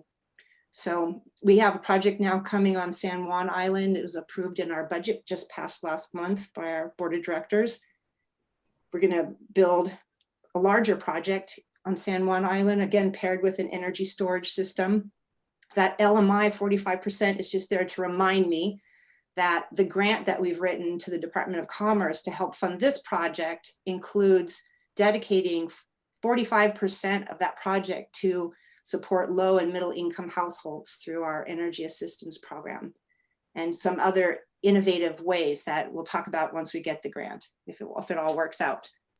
Some great links there to go and look at stuff. That link, the second link, the Decatur project, gives a time lapse of the project, and also we use a data system called Tableau, and you can actually see the production in real time, and you can see a chart of production over time, and a really cool video by HDR, the engineering firm who built our last battery project, about the benefits of battery and energy storage. So if you're interested, take a look at that. Jay, I know you'll appreciate this. This is just to make it really clear that solar alone is not going to be enough to meet our demand. I'm not going to go into all of the details here, but there's a link here. We also have a great section in our website called Data Insights, where you can look at various topics about energy and finance and the other aspects of our business, technology. But we have a winter peaking problem. To cut to the chase, I think if we built out solar panels on every single roof throughout San Juan County, we'd be able to provide about 38% of the power needed for about 4 months of the year.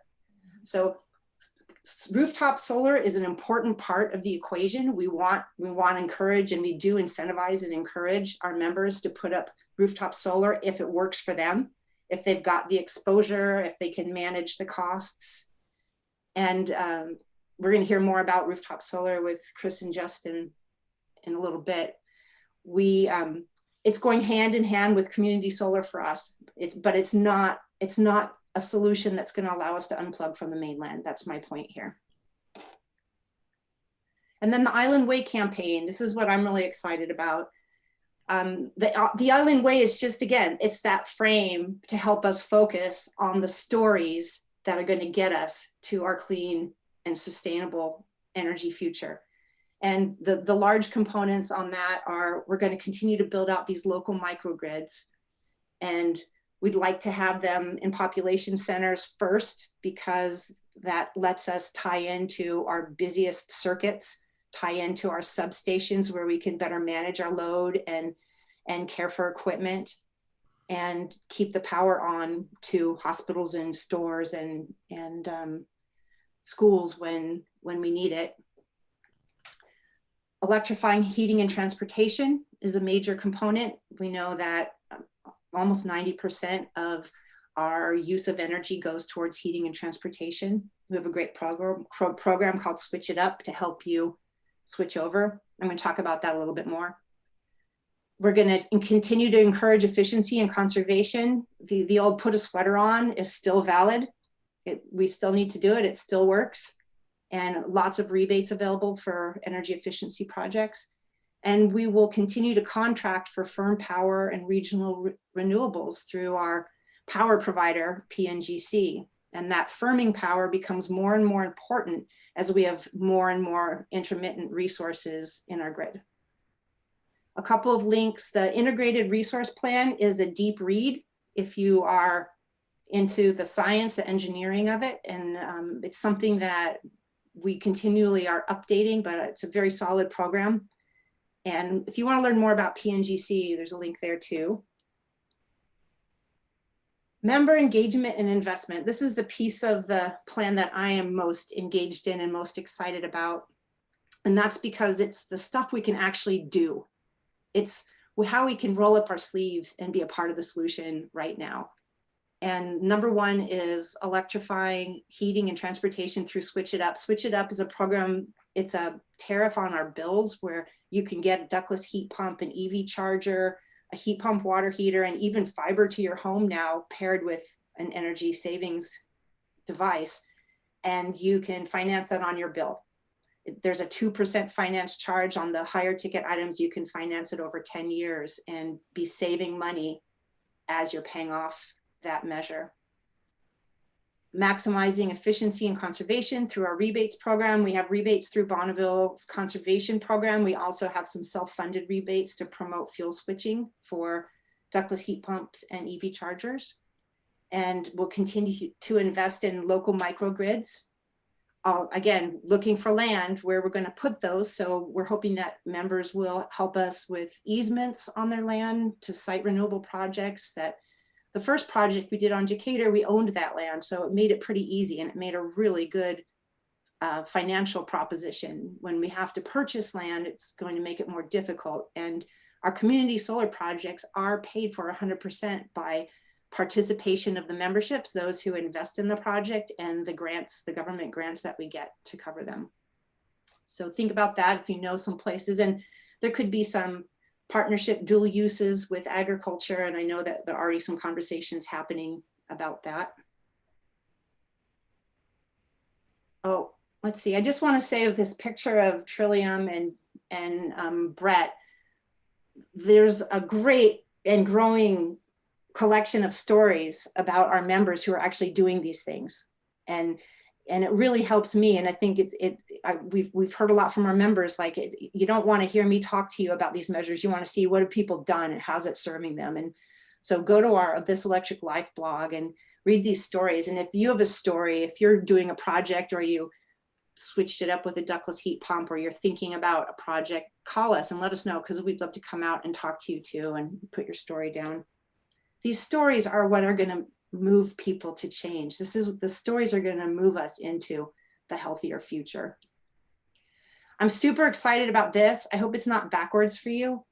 It wouldn't be, but we have, you're the first audience to see this. We have a new program called the EV Happy Deal, and you can buy a used EV and get a bunch of prizes in your bucket, including a smart home charger, and have it installed, tab fees, sales tax, and for low and moderate income households will pay for your first year of charging at home. It's a really neat program. The chargers are going to work with our billing system, so you can actually use Smart Hub and see how much it's costing you to charge your car and look at when you're charging it. It's pretty powerful, and electrification of transportation is a big part of this movement. And I heard a lot about it this morning. Lopez is on it. We're excited to do the school bus with Lopez and continue to install EV infrastructure throughout the island for more and more charging.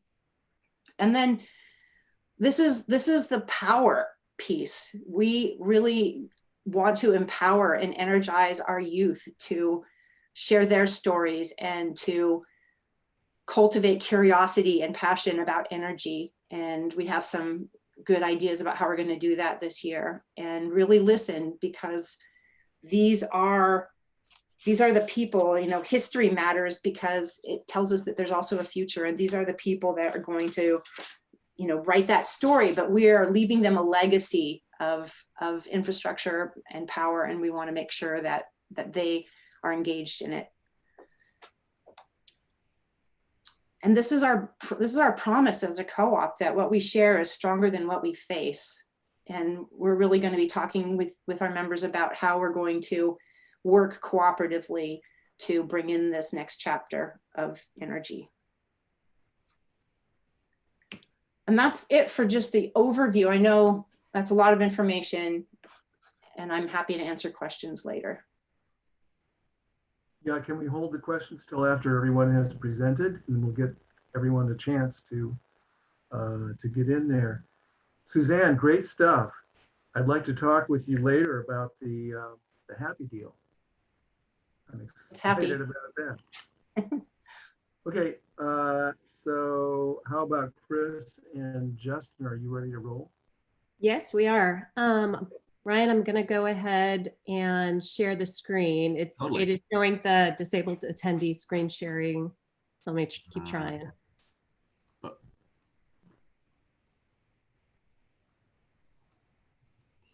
Is it letting you do it now? Nope, not yet. Weird. You should be a co-host on here. Let's see. Multiple advanced sharing. One person can share at a time. All participants. Try now. Okay. Nope. Still trying. I'm going to start talking because yeah. I actually have it right here. Yeah. So the first thing I wanted to do, we're Chris and Justin. We own Rain Shadow Solar. We're based on Orcas, and we do solar installations on all of the San Juan Islands. I wanted to give kind of a snapshot on some numbers. So right now we have 400 interconnected members, and interconnected means they have grid tied solar. 400. More than 400. Yeah, more than 400. Mm-hmm. So that doesn't necessarily mean anything. What's 400? What is interesting about that number is that there have been 60 or more than 60 new installations this year. So the first interconnected system in the San Juans was in the year 2000. So 20 years it took us to get to over 400, but we've done 60 in the last year. That's 15% of the total in 5% of the time, okay? Another thing that's important about those numbers is that we're now over 3,500 kilowatts of solar installation. 700 of that was this year. So that's 20% of our solar production capacity that we've installed, not just Rain Shadow, but collectively, we've installed in just the last year. The trend is very clear. That the pace of solar installations in the San Juan Islands is going up rapidly. So that's, I think, keep that in mind. Another thing that's really interesting is that for us this year, we have helped install 11 projects that received a REAP grant. And a REAP grant is a Rural Energy for America program, which is the Department of Agriculture grant program. So San Juan County is a rural county. Small businesses or businesses in San Juan County qualify. Farms also qualify. On Lopez, Sunnyfield Farms. Yeah, Sunnyfield. So big kudos. Got one of the larger installations that we did this year. And that was partially funded by a REAP grant, which is 25% of the total cost. So that's huge for commercial and farms. We're seeing payback times now for those types of installations less than 6 years. And these are 30-year projects. So imagine what after you've paid off that system in the first 6 years, and then you have 24 years of energy savings, what the dollars look like in that. So it's great that in the San Juans that our businesses are eligible for that. Another thing that's notable is that we now have 10 full-time employees working for Rain Shadow. That's up from 7 15 months ago. and we still have quite a significant backlog. So even with increased resources, that it's just indicating the increased demand, increased interest. Another thing to note is size of the installations. So I think I even saw something on Suzanne's that might have been said in 2013 that the average installation was maybe 7.5 kilowatts. I'm not sure if that's actually what it was, but I bet it was. I would have said a year or two ago that it was 10 kilowatts. This year, it looks like it's going to be more like 12 kilowatts. Mm-hmm. So when we're talking about transitioning away from fossil fuel, this is a great sign that the systems are getting larger and producing more electricity. Well, some of that's efficiency, but the range is about 5 kilowatts all the way up to 40 for residential installs that we've done this year. This year, yeah. In terms of just a little bit of technology, very little. We're now installing 410 watt solar panels, and our most efficient panels are 360 watts, which is going to be on that next slide at the very back one, Ryan. Yeah, right at the bottom. So a 360 watt panel, how is that more efficient? It's actually a smaller panel than the 410 watt. So it takes up less space. And so the power per square foot is higher. But the 410 is the most common. And that's a pretty dramatic increase from just 3 years ago where 290 watts would have been common. Okay, if you're Ryan, if you're controlling it, the next slide. So yeah, on this slide, just wanted to share some of the things that we think a lot about every day. And probably first and foremost is making solar and energy storage more accessible and widespread in our county. And some of the ways that we've seen that could work, most of our installs have been actually people paying outright for these systems. But we are seeing more folks using financing options, local lenders, as well as Puget Sound Cooperative Credit Union, which actually logs on its website the number of solar loans it makes. Another big opportunity we think is worth looking at are models that PACE stands for Property Assessed Clean Energy. And these were things that came out of the stimulus package from the Obama years, where a big investment like solar, renewable energy, or even energy efficiency, if that is wound into the actual cost of the building, and then the renter or current homeowner is paying that back through their property taxes or other means, that certainly makes that initial capital cost an easier thing to deal with.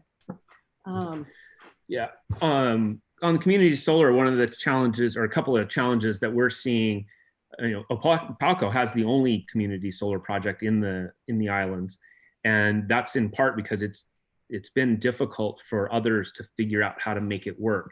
Who gets the incentives? Who gets the tax credit? That's been one of the bigger challenges. Where do they get the land to do it? So we haven't seen community solar catch on.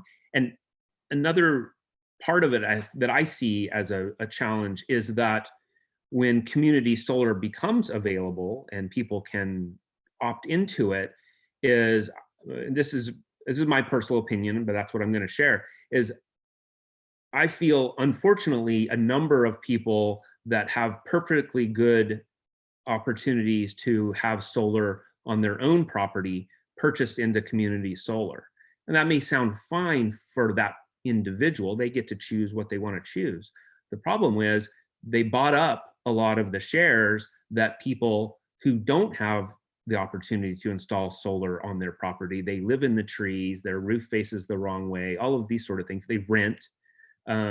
And then the people that were never going to buy a complete system, they want to spend $500 on community solar. Those are the people that I would like to see get community solar. And when people that have the means to have installed it themselves or have installed it on their own property buy up a bunch of shares of community solar, to me that dilutes the whole point of community solar. There's maybe an equity argument there. Do you want to talk about the Trump solar tariffs? Yeah, so another thing, if you're not aware, in early 2018, so 2 years ago, there was a solar tariff, 20% on everything imported into the US. It wasn't just a Chinese tariff, it was anywhere, Singapore, South Korea, wherever, Mexico. So there was a tariff on all these products, which of course made the prices of solar products go up. Now, we've been fortunate that what we install, actually everything we've installed on Lopez this year was not subject to that tariff. But overall, in the industry and what has been installed in the islands over the years, some of that is now subject to the tariff, and that just raises the floor. It makes it less accessible to some people that, because of the increased cost, they're out now. And a lot of people, given the choice between what we've been installing and the lowest cost, they would still choose sort of the premium option, and that's great. But certainly some of the people have been excluded because of that lower cost option, for the most part, going away. So what other things? With the greater integration of solar for new builds and remodels, the county has done pretty well with allowing solar renewable energy systems to qualify for energy credits. Certainly could do more with trying to help with distributed generation, and then down the road, maybe storage. And then time of use is a big thing that is possibly coming down the pipeline with Opalco. And what that will allow is actually having an incentive for a battery storage system that, it helps to pay for that rather than using a generator for backup purposes that burns fossil fuels. But it allows homeowners to make their own microgrid because they have solar plus storage, and it's potentially a win-win. It's interesting. We're seeing 20 to 25% of our new solar installations include battery storage now. So that's going to make a big impact in the coming years on just the integration of solar into the energy mix by incorporating battery storage with it. So some things that we're thinking about for 2021 in the future. In 2021, there is a federal tax credit of 22%. That's great. That makes a big difference. With the current legislation, that is scheduled to go to 0% in 2022. That's a very, very big deal. However, there is a precedent years ago in the wind industry, which is where Justin was for over a decade. They did retroactively reinstate a federal tax credit. Even after it expired. Yeah. Renewable energy does have bipartisan support, so maybe there's something there. Yeah, we'll have to see what happens this year. I think it's promising, and it certainly wasn't going to happen in the last 4 years, but maybe this coming year we'll see some additional incentives for the future. We do have a Washington sales tax exemption for solar installations, solar and battery, if they're done in conjunction. So that's 8.3% or more. COVID impacts, I don't know if this is surprising or not, but this has been the most popular, busiest year in the San Juans for solar. And I think in large part, that's because people have been at home. They want to make improvements on their home. Solar is one of those things they can do. And so we certainly haven't seen any slowdown as a result of it. No slowdown, but we have seen issues with the supply chain. There are certain breakers, conduit. Yeah, more of the general electrical, not so much the solar challenged. Electric, getting those parts. And Suzanne kind of covered this, but I think residential storage, residential solar is a part of the solution that we're going to be facing. Where are we going to get our energy as the state of Washington? That's a question. Where is it going to come from? We're not going to make more hydropower. We're going to close a couple of coal plants in the near term. We're seeing people buy electric vehicles, convert to heat pumps and electric heating, and population increase. All of those things are pushing on energy demand while the traditional supplies are going down. So residential solar is going to have to be one part of that solution, or we're not going to keep up. And in the San Juans, Jay and Suzanne may know this more definitively.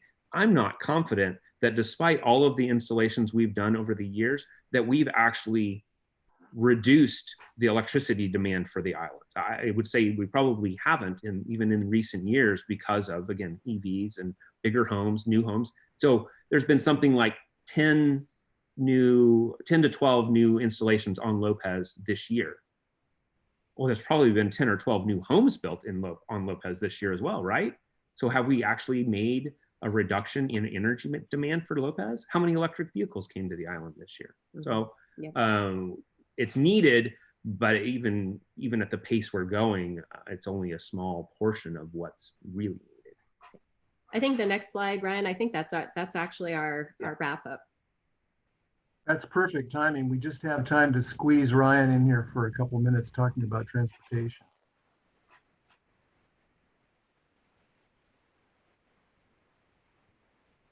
There we go. Let me go ahead and get my screen share going. Hi, everybody. I'm Ryan Palmatier. I am the Energy Program Manager for the San Juan Islands Conservation District. And I just have two quick pieces. Oh, I'm way back in the slides. Let me go through. I did the whole intro slide piece. Now I just got to scoot forward to where my two slides are. And then I will screen share those right now. So one thing I'm really excited about is the launch of San Juan Islands Island Rides. Currently, this is active on San Juan Island and Lopez Island, and these are electric, free or low cost ride bookings. You just call those numbers up top on Lopez. It's 360-317-3107. And on San Juan, it's 360-298-6108. And they will come take you from site to site in an all-electric vehicle that is making use of public EV charging infrastructure. So it is a really cool way that if you have not been in an EV and you need to take a ride somewhere, go ahead and give those numbers a call and they'll come pick you up and take you where you need to go. So I'm very, very excited about those two programs. And then the other one real quickly here before our auto timer runs out, because I think we have about 3 minutes or so, is a lot of people ask me, well, what can I do? What can I do right now? And one project we're embarking on the San Juan Islands version of the transition organization, Transition San Juan Island, is we are going to be launching December 10th at 9 a.m. We're going to do a solar EV Grange subcommittee. And what we're trying to do is figure out how can we get electric vehicle infrastructure charging set up and hooked up to an EV, or excuse me, a solar panel array that we put on a public building, the San Juan Island Grange. So if you're interested in going to that meeting, we're basically going to start from like, okay, here's what we want to do. How are we going to do it? Very, very ground floor. Go ahead and pop your email into the chat there and I will put you on that mailing list. Should be a pretty cool program in what we can do as far as, when we talk about energy and how can we do something right now. It's usually much tougher than, say, like, how am I going to raise like a group of chickens, or how am I going to plant, vegetables in my garden. It's a much more in-depth and much more involved process to do something like that. And how we have things set up in these different guilds of our transition organizations is that each guild takes on a project. And so we're kind of like waiting for a light bulb to pop on, like, what could we do locally? And so we think a public EV charger combined with a solar charger and allowing basically the EVs to be powered by the sun in a sense would be a great way to promote that idea. So if you're interested in that, please get a hold of me there. But that's about all I have, Scott, for right now. And then we jump into the policy. Wow, perfect timing. So yeah, we're got about a minute to go. So I guess we have a minute for questions if anyone has any questions. And while we're waiting for that, by the way, Chris and Justin, fabulous, wonderful information, good to know.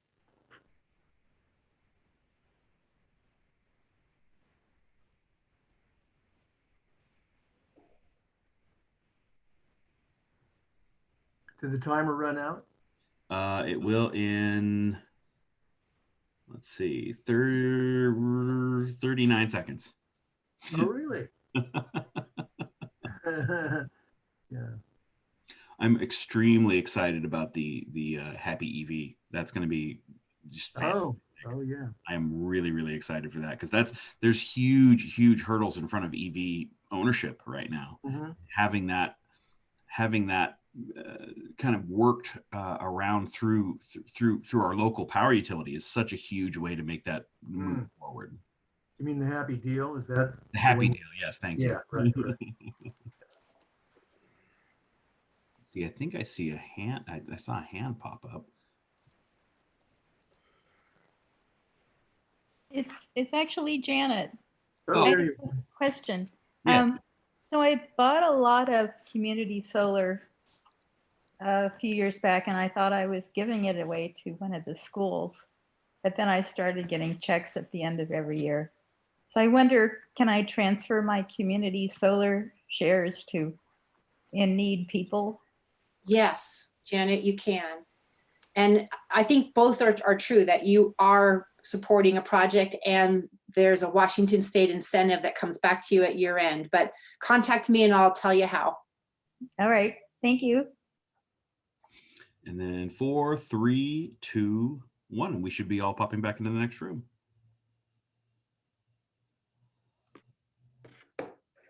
Yeah, there we are. Okay, and then it gives us a leave breakout room, and we have 55 seconds to do that. Oh. They're more lenient than I thought they would be.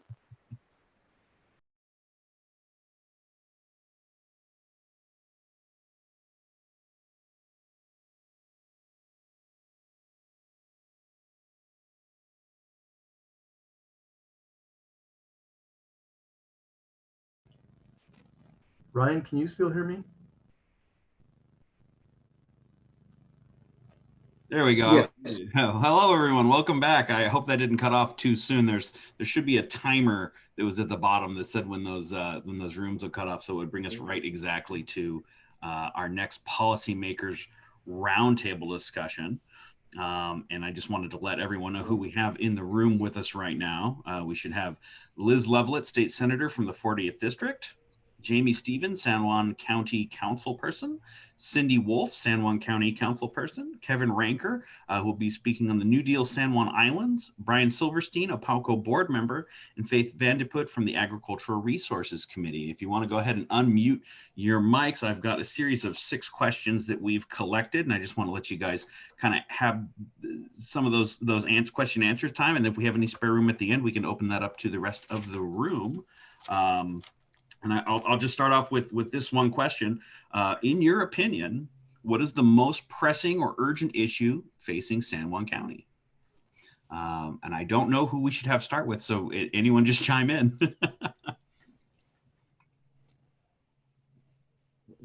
We'll go with Brian. Thank you. Brian Silverstein, I'm one of the 2 OPALCO board members from Lopez. I think we all fully understand the risks to our community and the universe in terms of carbon increase and ocean rise and so forth. So how we go about doing that, I think has been discussed very well by Suzanne. So there are several challenges. One is, if we want to be successful in reducing carbon, we need to focus like a laser on the carbon issues. And of course, for us, our electricity is actually very clean, probably 95% clean.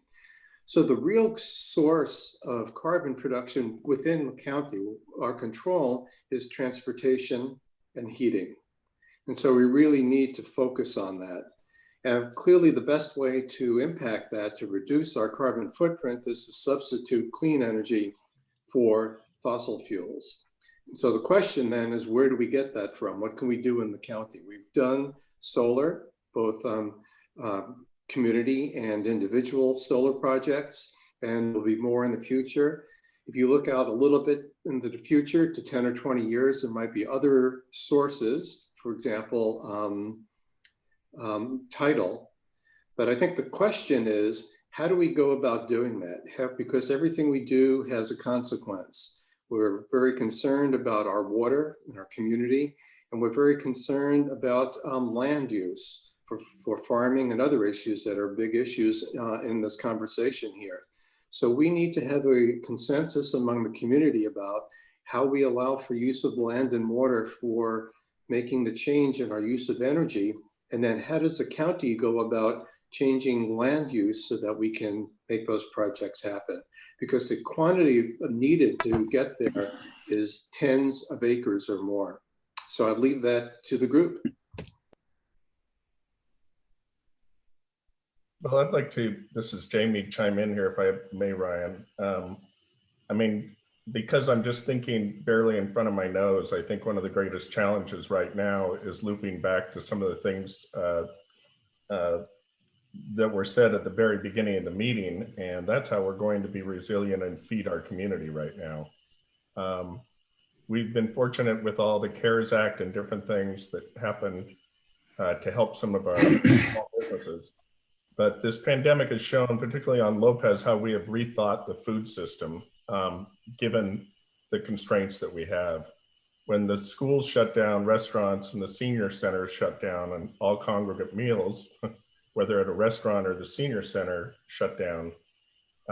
In the short version, the resource center, food banks, restaurants, and farmers all work together to contract for individually prepared meals that could be delivered, and utilizing the restaurants to prepare it and the farmers to provide the fresh food. And I think, you know, again, it was able to be funded, but I think that was a great way of how that kind of put a lot of the thoughts that Henning mentioned earlier in the meeting.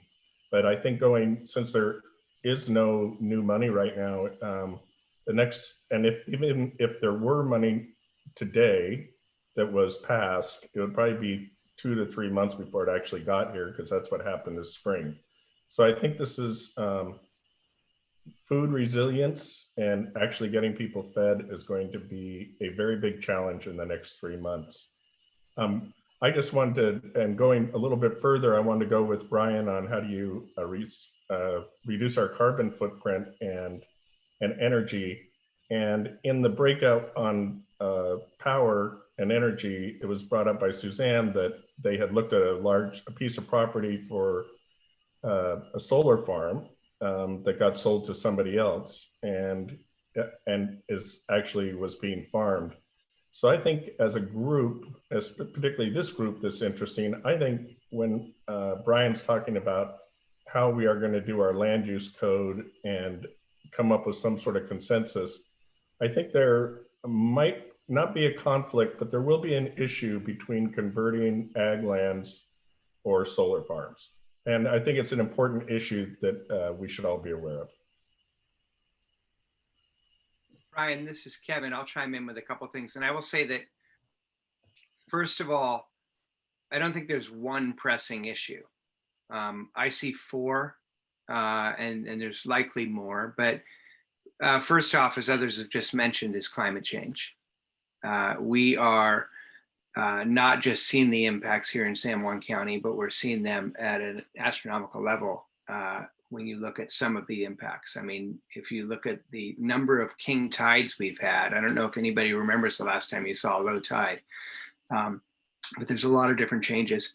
But there's 3 areas within climate change that we can address. And one is direct actions through county government. One is energy. And some of us saw this incredible presentation on different opportunities for energy from Opalco and rain shadow and so on. And then there's also adaptation. The other crisis, though, that we're facing is housing. And that is not new. We've had a housing crisis here in San Juan County for a long time. The one part that is new is the impact on housing associated with vacation rentals, which are fairly new in the last several years. The other piece was just mentioned is food security and insecurity. And then the final piece is economic diversification. And particularly in the last year with COVID, we have seen the housing issue be more exacerbated, the food security and insecurity issue be thrown in our face dramatically. And then the economic diversification. When COVID hit, we realized how much of a mono economy we actually have and how critical it is that we work tirelessly to diversify it. And the food insecurity issue was definitely thrown in our face. We saw it in our food banks. We saw it in a quadrupling of numbers in the first months of COVID. The exciting thing is that all of these can be addressed in San Juan County by San Juan County. We can actually get out in front and create our own future. And the county council has authority. There's councilmatic authority. Opalco, we have an incredible group of leaders at Opalco who are forward thinking, and we can help influence them, and we can also create opportunities. And so and what we've done with New Deal San Juan Islands is try to put together some of these policies that can be advanced. We're not going to solve global climate crisis here in San Juan County, but we can lead by example and then replicate that example in other communities. We can do so with food security, we can do so with housing, and we can do so with diversifying our economy through conservation jobs, through energy jobs, solar jobs, and so on.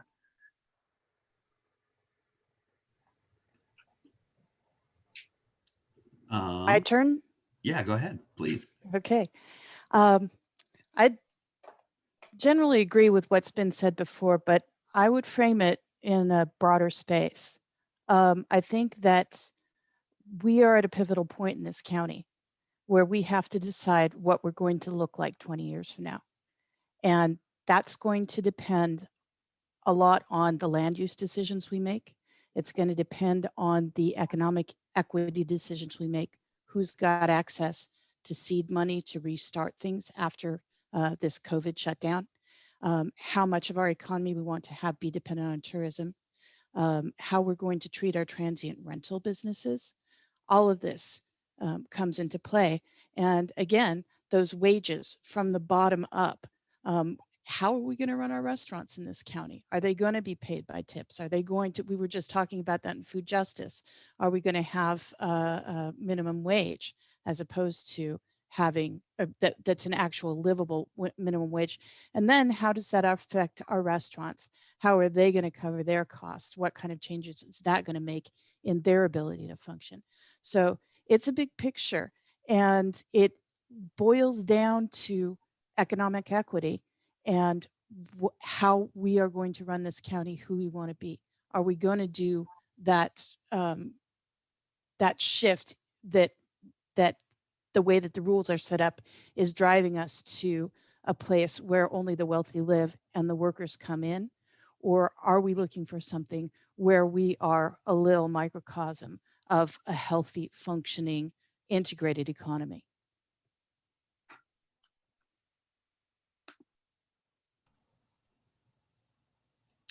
Senator Loveland, would you like to chime in on that question? Thank you. Absolutely. Hello to everyone. It sounds like you guys have had many robust conversations already today, so I appreciate being invited out to be part of this very well represented panel here. So I'll chime in from the state's perspective on how I think we can help the counties achieve some of their goals. So I have a couple of bills that I'm working on that get directly at this, and I've been positioning myself in terms of my committee assignments to be able to work very directly. So I'm the Vice Chair of Energy, Environment, and Technology. I am in charge of the ferry legislators on the Transportation Committee, and I'm moving out of local government as it gets absorbed by the Affordable Housing Committee. So this is allowing me to really look at the nexus between environmental stewardship, land use, and the ability on the ground to create affordable housing, knowing that a lot of these very certain environmental regulatory changes do make it incredibly challenging to deliver affordable housing to people, especially when the initial land cost is very high, like we have in our island communities. So a couple of things I'd just like to highlight in terms of conversations that are happening as we head into this coming session, now only a month away, are the following. We're looking at everything through a COVID recovery lens. We're looking at everything through an equity lens, and knowing that immediate and very bold continued action on climate. We are very fortunate to have had incredible leaders like Senator Ranker in the legislature to work on environmental priorities that have really put Washington in a prime position to lead the rest of the nation on how to recover using the investments we need to make in environment and infrastructure.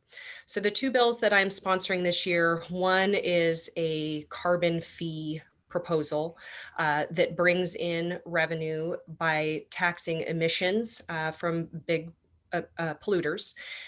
And we exempt our electricity grid because of the great work from the Clean Energy Transformation Act. But outside of that, it's an economy-wide fee that would go into a specialized account. And the crux of the proposal is to be able to bond that revenue forward in order to do immediate economic recovery investments in infrastructure around the state in order to get people back to work and to continue to mitigate and adapt to climate change over time in all of our infrastructure. There's a lot I could go into on just that, and so I won't get into the weeds today, but if you have any follow-up questions, I'm happy to let you know. There's some great articles out there. We just got a write-up in Bloomberg Green about the proposal because it would be first in the nation. So more to come on that. We'll know a lot as we look at signals from the governor when he releases his budget in the next week or so. Additionally, I'm working on Kevin, you'll appreciate this, a good little bill right now that's so simple it might work. I'm proposing that we put a tax on short-term internet-based rentals that specifically goes into local jurisdictions to pay for affordable housing and community resources. So I have some preliminary estimates from Department of Revenue. I think for a jurisdiction like where you are, it's going to be a considerable sum. So I'll be happy to share bill language so you can run your own numbers based on your rentals here. But the proposal is that it could be council-manically adopted and go up to 10% per night of rental up to the first 29 days. At 30 days, it turns into a long-term rental. So we're not trying to get at that. So setting up the mechanism for Department of Revenue to be able to collect and transmit for, in your particular case, because you do have the town of Friday Harbor, if the town of Friday Harbor adopted it, you couldn't double tax if the county decided to adopt it. And then you guys get to use it locally. So it's just a pass through directly to go to you. So those are the two main proposals that I'm working on, and just looking into the future. We have GMA reform that's coming. There was meant to be an effort this year, but with COVID, I definitely get the sense that we're pushing that off to next year to make sure we tackle that correctly and with the due diligence that it requires. So I am hoping to lead that effort after next session when we deal with the immediate crisis. So I guess I'll leave it at that, and happy to take questions at some point, but we've got a lot more to discuss on this. And last but not least, Faith with the ARC. I'll just kind of restate the question there. In your opinion, what is the most pressing or urgent issue facing San Juan County from your perspective?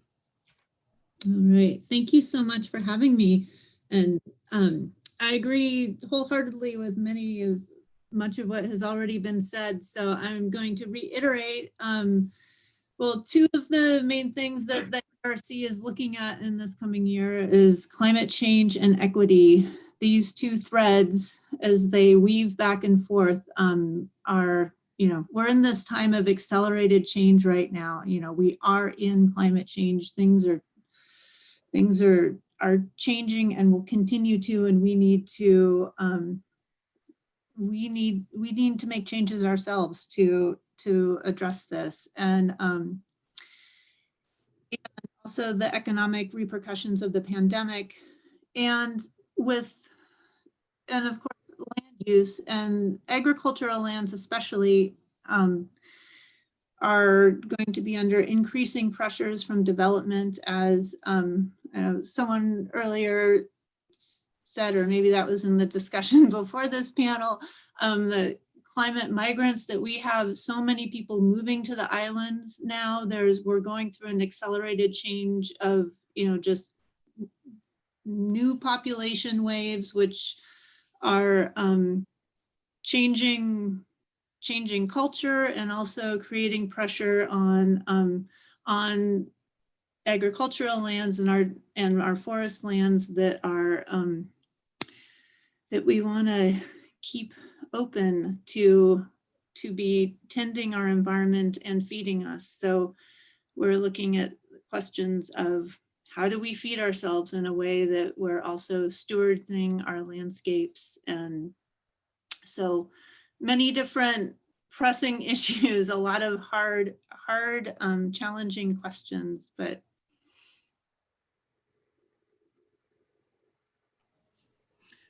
thank you. Oh, no problem. Thank you. So the second question that we have is, what obstacles do you see as preventing progress in these areas, and how can others in the community help? I guess we'll start with, I'll just go down the list and kind of randomize it. We'll start with Cindy, if you'd like to jump in on that one first. Okay, so obstacles to the pressing issues in the county, And then and how other people can help. Okay, and how other people can help. Well, I think the big opportunity I see is maybe getting outside the box a little bit in how we're thinking about who addresses which questions. I think that, for instance, I know that this tension between solar power and farming and what the use of the agricultural lands is an issue here in this county. But having, maybe it's coming from the wine industry and thinking about agricultural land in terms of when you're on a piece of property, there are certain pieces of that property that are suitable for different things. Is there a way to encourage, rather than an either or answer to this question, a way where the piece of the property that's not suitable for the vegetables is suitable for a little bit of solar installation? What are the cost economies on that in terms of micro installations as opposed to giant solar farms?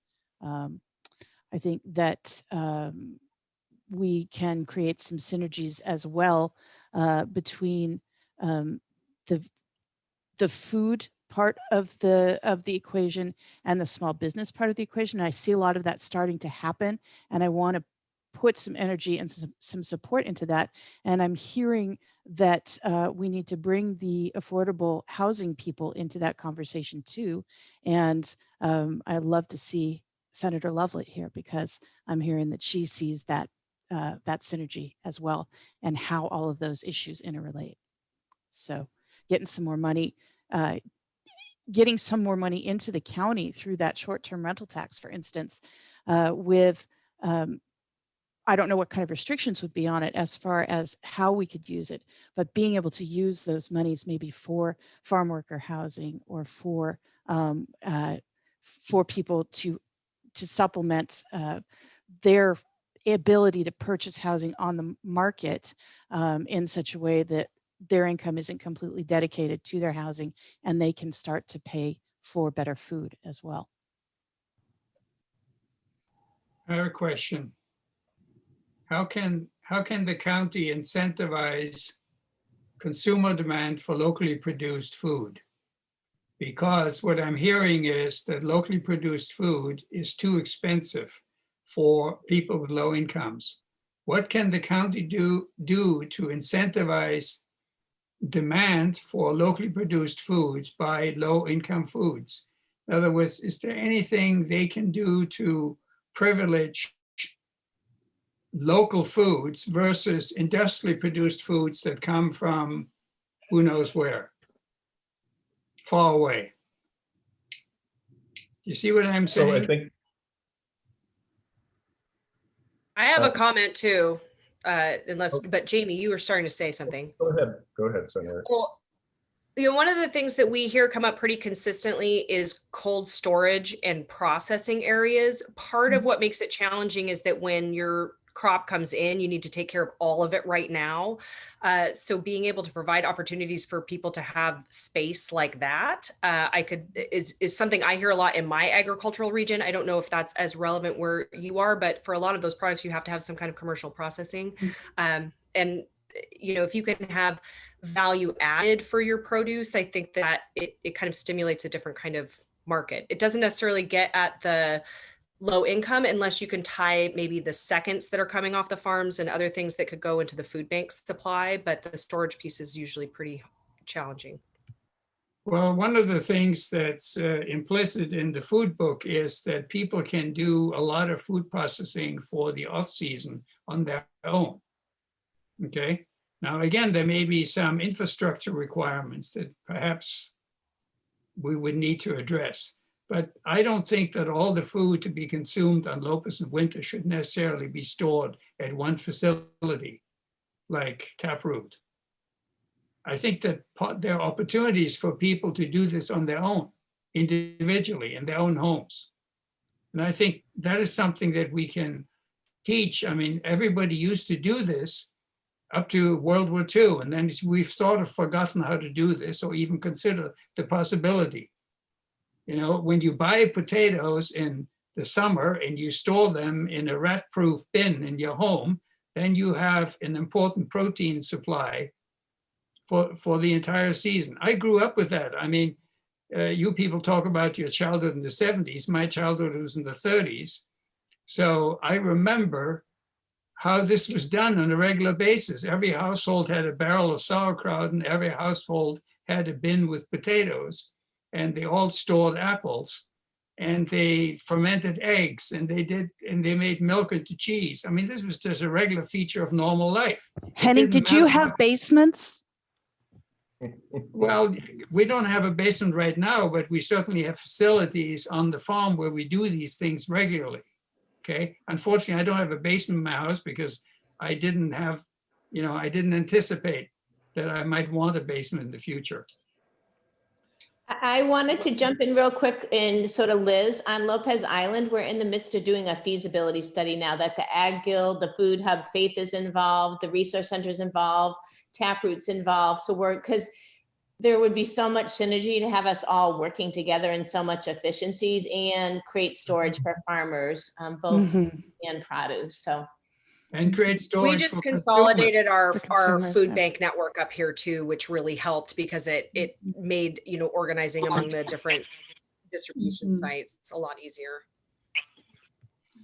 I kind of want to bring us back on track a little bit here, because if we get too far off, this could go. I mean, there's 51 people in this room right now, and it could go crazy real quick. So I kind of want to bring it back to the question, and I believe Jamie was beginning to answer it. Is what do you feel would help us achieve these, or what do you feel that is preventing some of this progress, and how can others help? I'd like to bring it back to. I know Jamie was about to say something there, so I'll bring it back. Thank you, Ryan. I just wanted to. Really, I'm just going to reiterate what was said between Senator Loveland and Barbara. I think they summed it up, and I looked at Faith's picture there is one of the obstacles is storage and people knowing how to do some of those techniques that Henning's talking about.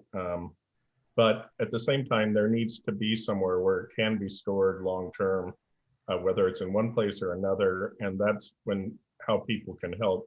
Is people like the Ag Resource Committee, broader would be the Ag Guild, and then people like Henning, although retired, maybe helping instruct people on how to do some of these things. But a lot of those people, you know, they're in need of the food, as Senator Loveland said, and the food banks have combined, and they might not have the time or wherewithal to do a lot of these added value type things with the fresh produce. And since we're kind of on the food track, I'd like to ask Faith what her thoughts on that same question would be. How can others help, and what do you think are our leading hurdles in front of us? Well, there's lots of ways to help, and on all the islands, in with the food banks or the family resource centers, and there's gleaning programs. You know, there's different programs on each of the islands, but you can volunteer with the Food Hub, help there. You can the Agricultural Resource Committee. You know, we're a citizen advisory committee. We meet every month, the third Tuesday of the month from 4 to 5 on Zoom. We welcome everyone. You know, if you have ideas or thoughts around policy or food and agricultural related policy, you can jump in with us. So there's many places to plug in, and there's many places that we can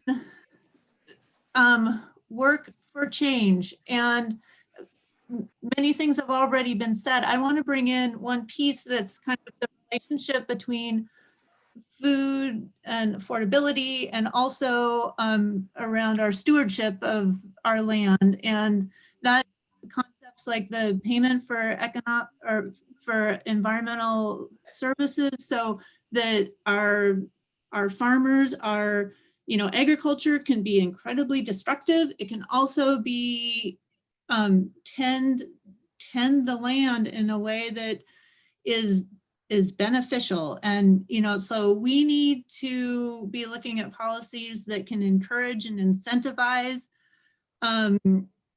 farmers to be making the decisions that they need to make in order for our waters to be clean and to be sequestering carbon. So it's like agriculture has this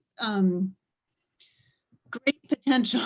It's like it's like, how do we want to feed ourselves? And we can feed ourselves in a way that is destructive, and we can also feed ourselves in a way that is healing for this planet. And so how can we put policies in place that help farmers to easily make those decisions? It's like we are all making decisions every day that affects each other and it affects this planet. And so the more that we can create policies that make it easy to make the right decision as far as when someone's making a management decision. And if farmers are being paid or compensated in some way for sequestering carbon, for making management practices that keep our waters clean, that can be another income stream that could be a part of lowering the cost of local food. So that is a place where there could be a possible intersect between food access, equity, economics, and climate.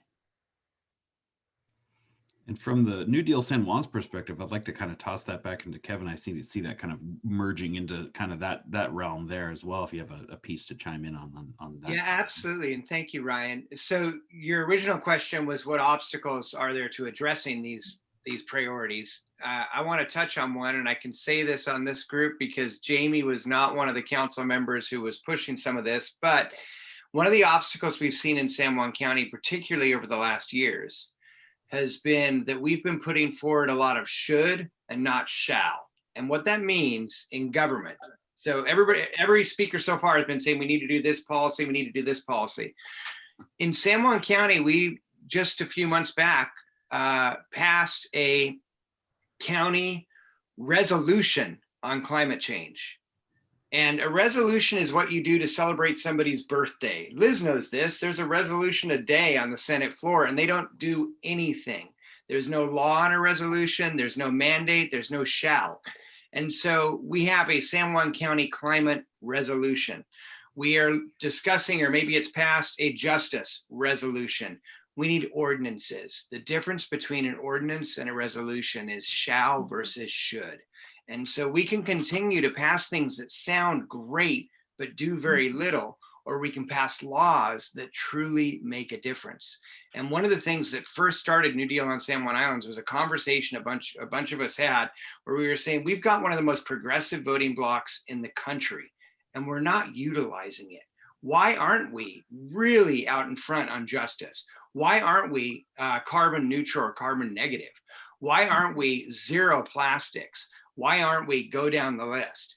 And we can be, we truly have the opportunity. So one of the obstacles is we need to have the county council advance some ordinances that have teeth, that mandate things, not because the county council doesn't want to do the right thing, but we also have a whole bunch of other independently elected officials. And if it's not a law, they don't have to pay attention. When I was a county council person, I was a county commissioner in 2004, we passed the first climate resolution. I blew it. I didn't have it. I was naive. I didn't even know. About 7 years later, I was talking to the past sheriff. And one of the things in there was that the county fleet had to have an average miles per gallon of 37 miles to the gallon. And since that point in time, the sheriff has bought consistently big fat SUVs. And I said to him, I said, dude, we passed a resolution on this. And he said, yeah. And I looked at it and said, thanks for sharing. So that's where it goes. The other thing I would say is that how we can find solutions. Senator Lovelet, you are amazing. Your two priority bills address everything we are talking about. They go back to housing, climate and carbon, and economic diversification. Mm-hmm. So I'm not touching on the food piece because there's a lot of experts on this panel right now who know way more about the food piece, but that's also the fourth piece, it's a four-legged stool, right? So it's food insecurity, it's climate, it's economic diversification, and it's housing. And what we need is a champion at the state level who's allowing the county to advance some of the things we want to advance. And when we looked at New Deal San Juan Islands with these brilliant attorneys we brought on to look at this, on the housing issue, we were hamstrung. We were not able to do a lot of what we wanted to do at the county level because we didn't have the authority from the state. And what Liz is talking about is giving us some of that authority. And the last thing I'll say on the economic diversification is during COVID, we had this incredible opportunity to create a civilian conservation corps on Orcas Island. We now have hired 10 people full-time with with good pay and full benefits to do outdoor conservation work and fire suppression work on Orcas Island. And what we need to do is expand that county-wide. And so that's another thing we can be looking at. We should be hiring people to do outdoor conservation work that relies upon and depends upon a thriving natural environment as opposed to impacting that natural environment. Just so you know, Kevin, the youth conservation corps are alive and active throughout the county and have been for several years. It was spearheaded with BLM and the National Monument. It's a great program, and it gets people out there, and they have a whole new appreciation for the conservation of our lands. Yeah, that's just to clarify, and that's the Youth Conservation Corps, which is amazing. This is an adult conservation corps. This is hiring young adults, full wages, full benefits. So we've hired 10 people on Orcas Island now who are going out and working in the forests and so on. And so expanding that for diversification of our economy is great. And the youth program needs to be expanded as well. It's amazing. And I'm just gonna throw something. You know, one thing I've realized as being the Agricultural Resource Committee, we do not have a Forestry Resource Committee. We don't have anybody in San Juan County at the government level that's speaking for forests. And I think that is a problem. And sometimes I think, do we need, does the ARC need to be, bringing forests in, or do we need to have a forestry resource committee in San Juan County? Because our forests are so important, and the threat of wildfire, and it's just like it's really important, and we need to give them voice because they don't have it right now. I wanted to, if I can, point out another potential obstacle, and one is viewing this as an agriculture vote versus solar. And Commissioner Elector Wolf had a observation about the ability to work together around the margins. Coincidentally, I happened to have a conversation with Faith yesterday after she dumped a couple of yards of compost into my trailer. And we were talking about that. And there are opportunities that's been done elsewhere, particularly in other countries, of working together, whether there's grazing underneath the solar system, or maybe partial shade for growing certain crops that would do better than under direct sun. So we haven't given up on the opportunity. We were not successful with the first land that we were looking at. But we're looking for other opportunities. And I think that if we work together on this and find solutions that demonstrate that we're not going to be removing huge amounts of land out of agricultural use, I think it would be more acceptable to the community. And then we have a win-win. Exactly. And we'll tie all this back together to Senator Lovelet. What do you think the biggest thing that we could do to help overcome these hurdles at a state level, and how could we help you take that to the state? Yeah, I want to go back to just kind of obstacles, and this is just more people, is figuring out what we're saying yes to, because that's one of the biggest challenges moving forward. Is I think we end up brushing up against each other when we're already in a place to have an argument about it, rather than starting from kind of the planning and moving up. So one of my hopes from the proceeds of carbon revenue, and this is in both of the kind of leading proposals, is the idea of having set aside money for local planning efforts, because it's expensive, like getting all of your land use dialed in. And especially once you get to the point where you're taking the aspirational of your planning and turning it into the practical, which are your development regulations, which is where the rubber meets the road on a lot of the contentious issues that we have in our communities. So I think that being able to have additional resources from the state to be able to invest in those kinds of, further reaching climate mitigation strategies that are meant to last the long term as the science changes over time. So we're continuing to adapt in a meaningful way. One of the things that I was very sad ended up getting vetoed out of the budget. That was a proposal I had put forward as a proviso, working with the county council and in Anacortes with an advocacy group on Guimas, was to work with the USGS to get a base water survey done for the San Juans and for Guimas islands, because we have no real sense of, what the available potable water in your aquifer system, the level of recharge, where your saltwater intrusion is. So these are a lot of baseline data points that you don't have at a time when you're talking about determining how to absorb the amount of growth you are bound to over time. And so there's going to have to be some real conversations around, infilling in areas versus sprawl, what you do about that woodland urban interface in terms of having houses in the forest, to some of the earlier comments about forest health. So I'm really hopeful that we can get that back into the budget in the coming 2 years, to be able to make sure that you guys are furnished with that level of data to be able to make some of your land use decisions moving forward. So that planning element is going to be really huge. And there is, like I said, we're doing GMA reform, which on Orcas in particular, you have 5 what are called LAMERDs. They're local areas of intense development, but they're not really, they're kind of exempt from GMA in their own way, but they can't really grow. But it seems like the natural place to maybe put some things, because there's already people there. So like we have a lot of nuances to work through on the state level to help you guys guide your land use moving forward. So I think and then I want to point out a couple of obstacles specifically for your areas. And I saw Dixie is on here. In terms of very short-term things, the state does not have the ability to adjust our levy formula right now. We're going to keep pushing bills out there to see if they can redo our school levy formula, but there's going to need to be some real deep local lean in on your school districts.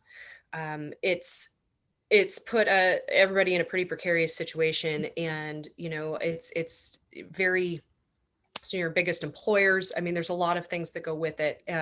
So just making sure to lean in and really keeping the schools at the front of your minds in these coming year, as we try to sort out how to best deal with it. Well, thank you very much for sticking right with us, Liz. We appreciate it, because these are definitely precarious times for schools. We're kind of reeling at the last cuts and trying to figure out what our next steps are, but we do realize the cavalry's not coming. So we've got to figure it out here. But thank you for sticking right with us. Yep. And we are going to keep putting that out there and continuing to have the conversations. And we're working on a lot of helping you get every dollar you're meant to get in your school districts. But I think this is another way where maybe you guys have an incredible farm to table program in your schools. I mean, around here, we're taking our school lunches and busing them to kids in order to keep our bus drivers employed, make sure that those kids are at least getting good snacks throughout the day. So I think that those ways that you guys come together as a community really shows an example that resonates and shines all around the state, and all of those ways that, as Kevin was saying earlier, we can show good examples and positive examples of how things can work, then it's just going to provide better modeling for everybody else. Thank you. So the next question that we have in here, and I think we'll start with Senator Loveland, is given the unprecedented nature of COVID-19 and the impacts it's had across every aspect of day-to-day life, where do you see the greatest change in how we're going to have to pivot from how we were doing things to how we will need to do things in sort of this new COVID-19 era? Well, I'll say the most immediate thing you guys need is broadband, better and more and right now. So I think that's one of those things that is just immediately relevant, because a lot of people, a lot of businesses are switching to, well, now we're only going to have people in the office 3 days a week, and 2 days a week they get to telecommute. And I think that that's one of those things that for you guys is going to be very relevant, because I think it's going to exacerbate your housing market. As people do become teleprofessionals, there's going to be some different things you're going to want to work in around those issues as well. So those are definitely things that I know it's prohibitively expensive. That last mile connection is crazy, but because right now what COVID has allowed us to do in a lot of ways is to say, it is a basic fundamental utility that every single community needs to have, and it's not a nice to have anymore. And you can't expect people to drive somewhere and sit in a parking lot in order to do business. So I think there's just a needing to kind of look at the way our businesses are going to be set up. I think we're going to have a lot of autonomous drones, vehicles, things that are going to displace a lot of our workforce over time. So, kind of there's the immediate needs, there's the medium term, and then the long term. And how do we make sure we're kind of looking ahead and ensuring that we're insulating ourselves and creating, I think back to Henning's earliest statement, how do we create more value in kind of the things we used to do? We used to make milk and cheese, and now it's this very cottage industry where you have to pay a lot for it. I mean, there's so many skills that I think people are going to need, because people aren't going to necessarily need to do a 40-hour work week. I think this is one of the things that's coming out of COVID is can we maybe be more productive by not having to do all of the driving everywhere and taking the ferry everywhere and doing all of the hustle piece. So I think there's a lot of lessons to be learned from that, the way we think about work, that I'm hoping some of which will stick and actually help us reduce our, transportation emissions and things like that.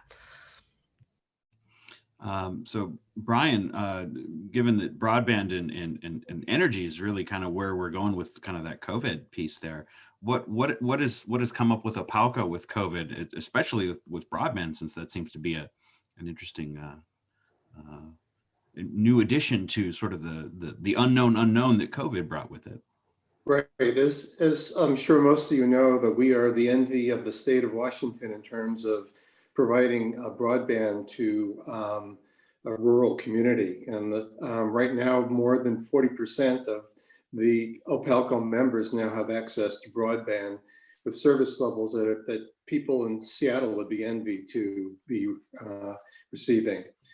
Realize it's not gotten to everyone yet, and it's still a challenge, but some of the things that we've done is in February or so, when the decision was made to close the schools, one of the challenges about distance learning for students was an equity concern. There are going to be people who were shut out.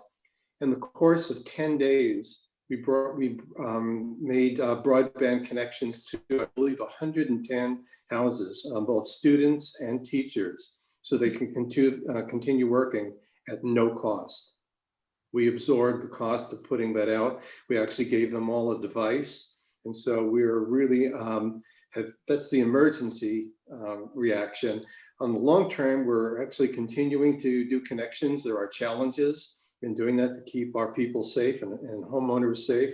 But we have a long-term plan to continue to provide broadband to folks, and we're continuing to do that. Something that will help folks, particularly with the cost of the last mile, is not only the $1,500 that are available for that, but they now have the ability to put that on their bill. So if they have to make a larger investment, we can use the same framework for on-bill financing, as long as we can tie it to energy savings. And that's really an easy thing to do with the temperature controls and things like that. So there's more to go. We're going to need a mixture of both LTE and fiber. We're not going to be able to get to fiber to everyone, given the rock that we live on. It's expensive to get through, but we are moving. And over the next couple of years, we expect that we're going to continue to provide broadband capability to our members here in San Juan County. Hi, Brian, Dixie here. A giant thank you to you for making sure that our students got the internet connections that we needed. Our community supported our tech levy, which was fantastic. So our kids had devices, but some of them just didn't have the ability to connect. And thanks to Opalco's help, you know, we were poised to do a great job with remote learning for our kids. It didn't slow down one bit. It was like overnight, boom, they have devices, they have internet connection, and they're learning. Thank you. You're welcome. And the folks at Rock Island have really been doing an incredible amount of work in a challenging world to work in. And they were also, I would say, being very clever. And if they actually, a couple of the connections were actually done from one house to another. It's fantastic. So on with COVID, I'd like to hear the county council's position on that. So if we want to go to Jamie or Cindy on kind of where we're at with COVID in the county, and I guess I'll jump it from there. So if you don't mind, Cindy, I'll go first and then you can go. So about a year and a half ago, or 4 years ago, we embarked on trying to make all our buildings more efficient, changing to LED lights, heat pumps, etc. Also, in the meantime, we embarked on a campus plan to consolidate all our departments into one new building that would be state of the art and set for the future, that would be next to the current courthouse building. So anyway, during the combined effects of the building analysis, the cost of a new building, and the COVID shutdown, what we learned is that our current buildings are very efficient, that we have an excess of space and it's poorly used. And as I think Liz brought up, we found that sending our workers home, that a lot of things that our department heads, particularly the ones over 50 or electeds, said couldn't be done, suddenly was able to be done from home. And our IT department was very cooperative in getting people what they needed to be able to work from home. So what we've done is pivot to a campus maximization plan to use all of our space more efficiently and probably be out of a couple other buildings.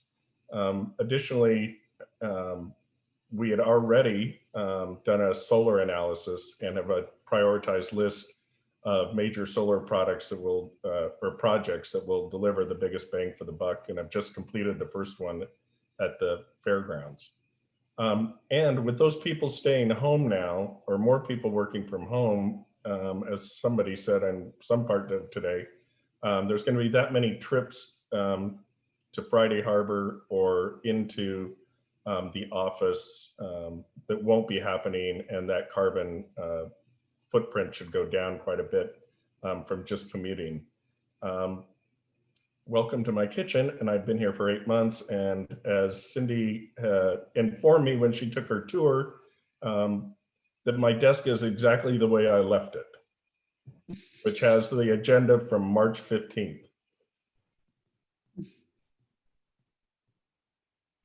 It looks like one of those scenes from Louisiana when people sat down for dinner and then just sort of pushed their chairs away from the table, and that was it. That's the way it stayed for 10 years after a yellow fever. So thankfully, we're not facing anything that deadly. That's my first tour through the whole consolidation versus maximization of the county building. So that's really neat to hear. The things that I see as post-COVID pivot points are looking to the future, looking at, for instance, all the small businesses, the people who were the shopkeepers who have had to shut down or will likely, oftentimes in a recession when people have to go out of businesses after the crisis is over because they just don't have reserves anymore. Looking at, we're going to have this population of people who has this entrepreneurial background and knows how to run businesses and really only lost their businesses because of something completely beyond their control. How do we get seed money into those hands to start new businesses? And when they do, how do we build back better? Uh, how do we make those things more ecologically responsive and also give them good stable footing in this new economy that's sort of a hybrid between online economy and brick and mortar? The other thing that I see is that we are having a lot of people move on to the islands due to this decentralization movement. And so we need to look at our land use and our health codes and all kinds of things to see, for instance, what are we going to do about our septic systems? There's going to be a lot more people here year round, at least for a while. And how is that going to affect our shellfish farms, for instance, our water quality? So looking at what kind of infrastructure we're either going to have to reinforce or build or change the way we look at in order to accommodate that many more people, not because we're building new houses right now, but because the houses that we have are turning into year-round housing. And we're seeing a little bump in revenue from that, but I don't know. I don't know that the bump in revenue from the sales of houses is going to cover the kind of infrastructure costs that we're going to incur with a rising population. So that's a big, big challenge, I think, that COVID's going to present for us. I would like to ask Brian a question, Brian Silverstein. Perhaps he can enlighten me on this. I heard about this island, Samsø, outside of the Danish mainland. There's a community about the size of ours, and they have managed to install a huge wind power project. And I've always wondered, how could a small community like that afford such a project? What were the sources of investment that make that possible? Because Samsø is not only now energy independent, but the additional energy they produce has become a major economic driver supporting local systems. So how do small island communities like Samsø, with a comparable population like ours, manage to do a project like that? Actually, that's a great question, and we actually had a presentation on that a year ago. This conversation last November, and we had someone who was involved with the project. It has to do with a lot of the wind projects in the United States typically are done by independent companies, from Spain and Portugal, and then market those to the electric utilities. Their community, it was done as a community organization. They were able to get funding at very low rates.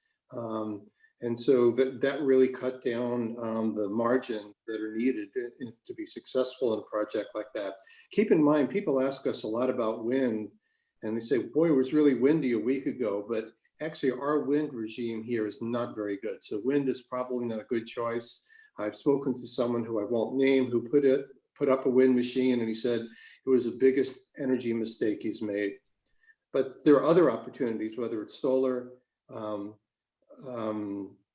tidal or whatever, and the investments are going to be significant, and we're going to have to find ways to do that cost effectively. Getting grants from the federal government, which is also part of that project. It didn't all come from their community. They got federal funds.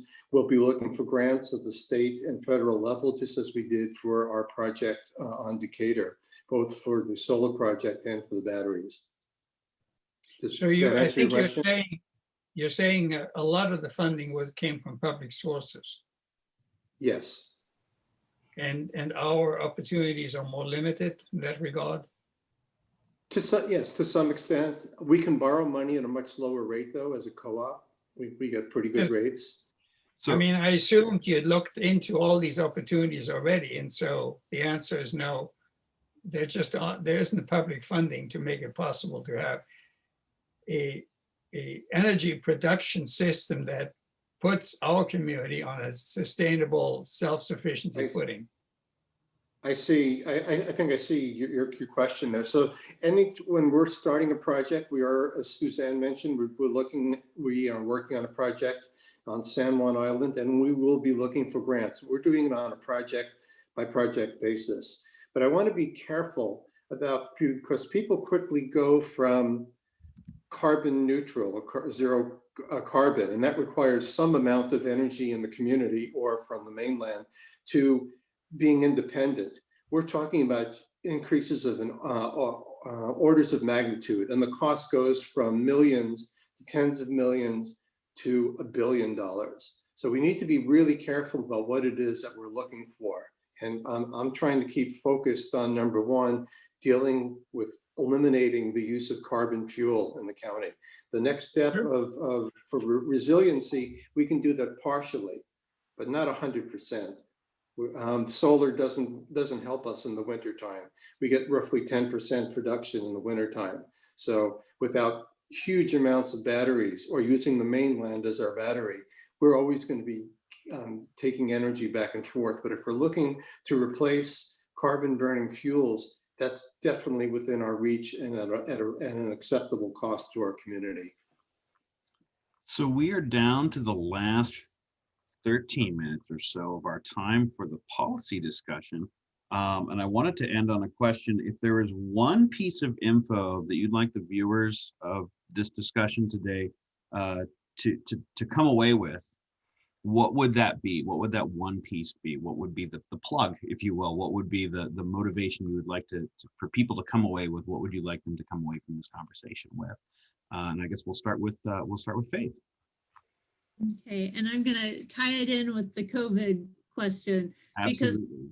Because we saw in the food and ag world, and it's been talked about by various people here today, is there was this amazing thing that happened in San Juan County with when COVID hit, seeing the need, filling the need, and that was from farmers, from people, we're looking at infrastructure, what infrastructure is needed. And there's this whole kind of like coming into focus of our food system and strengthening of it and this engagement with it. And it has also been feeding people beautiful, nutritious food. So that has been this like amazing kind of, silver lining to this crisis. And that's one thing that I hope stays, it's like we keep that focus and we keep that like, in times like with COVID, we often go to, nourishment, we go to food, we go to the land, we go to each other for, to get through hard times. And I think we did that and we continue to do that. So I think that's what I'm going to leave people with is, we have so much knowledge in this county of how to grow food, and we have dedicated people who are doing it and who are, gearing up to do more. And we have people who are working really hard to like identify kind of that next layer of need of like, okay, what do we need as far as infrastructure pieces for value added, for storage, for distribution, so that we can strengthen this food system and like have it be resilient and something that can nourish us, and also have it be something that can take care of our soils and our waters and our climate and be sequestering carbon. And so it's like there's this possibility and we can all plug in and gonna end on a ray of hope. Kevin, what would be the one takeaway you would want to come away with? Don't waste a crisis. I mean, look, we, as Faith has said, this community of islands has come together in extremely powerful ways. How do we make sure that we don't just wake up months from now having survived this crisis? how do we wake up thriving because of the decisions we make today? So while we have everybody galvanized, while we have everybody, 51 people on a damn Zoom call, this is mind blowing. It's happening regularly because our community is salivating, trying to figure out how we can come and be even more powerful. So yes, let's make decisions today. And specifically, yes, broadband was mentioned, but let's create more green jobs. Let's create more blue jobs. Let's truly diversify our economy. Let's boldly address climate change. And in your previous question, you said, what are the greatest changes due to COVID? We have to remember that COVID isn't the only thing that's happened over the last year to galvanize this community. Black Lives Matter and the murder of George Floyd also galvanized this community and reminded us that even in progressive San Juan County, we have racist and inequality undertones that need to be addressed. So we need to build deep, meaningful relationships, both personal and economically, with the Lummi Nation and other Coast Salish tribes. We need to pass ordinances in San Juan County that aren't just justice ordinances, but are truly anti-racist. We have names of sites in San Juan County that should be changed. We should have Juneteenth be a county holiday for all county employees. There are things we can do. Some are symbolic and some actually take strong action and bold action on those climate issues, on economic diversification, and on justice. So my takeaway is we have an incredible opportunity right now. Let's use it. Ryan, I wonder if I could interject one small comment. Sure. So following up on what Kevin just said, and also what Vicki was talking about earlier, COVID gave us this opportunity to take a step back and see what we thought was impossible is actually possible. I mean, if you had gone back a year ago and said millions of cars are going to come off the highways worldwide, everybody here would have said, no way, that is just not possible. I mean, if everybody who now is working from home, was told a year ago, you're going to be able to do this, they would have said, no, my employer will never agree to it. So I think the takeaway is that some things that we think are impossible are actually completely possible. And all it takes is the social and political will. And once we all acknowledge that, and whether we're administrators, whether we're policymakers, whatever, just as citizens, we need to remember nothing is impossible. It's just up to us to decide what we're going to have in our world and what we're not. Cindy, I see your hands up in the room. Did you want to jump on that one next? Oh, that's because I forgot to take it down earlier. Okay. But I will say that our keynote speaker left me with an idea that I found really compelling. And that was, do you bash your head against things, trying to make a change in a way that's not going to work? Or do you back up, take a look at the system, and figure out where you can nudge it instead? And I heard that also come through in Caitlin's talk, in her contribution to our talk on agriculture.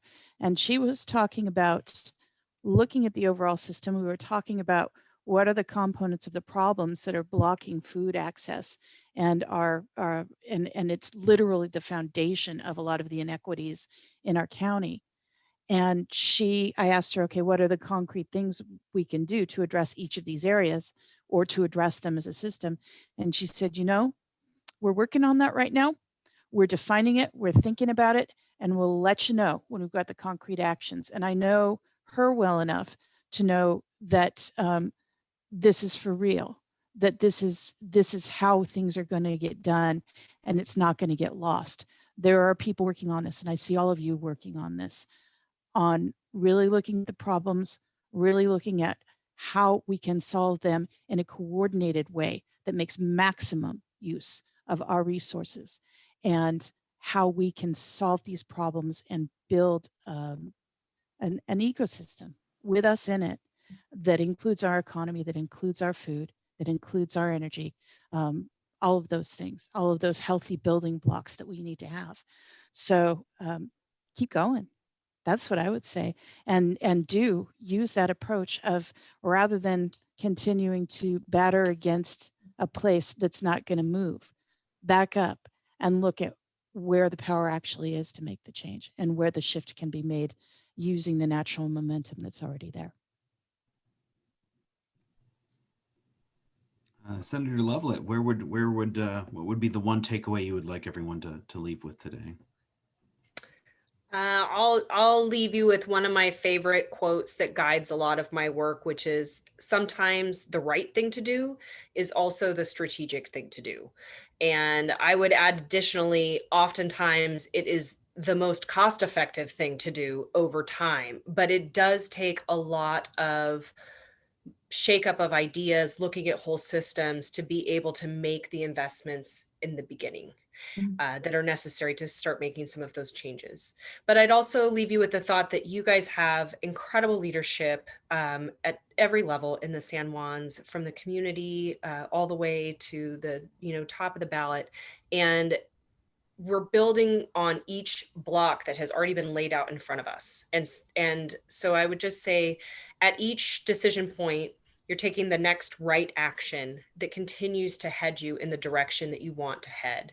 And that will make it so that the cumulative impact of all of those decisions at every level is going to make your community continue to be the bright light that it is for the rest of the area. And I'm proud to live in my island home, and I'm proud to have the opportunity to represent you in Olympia, and look forward to all of your great suggestions and practical ideas for how we can continue to have better and better partnerships over time.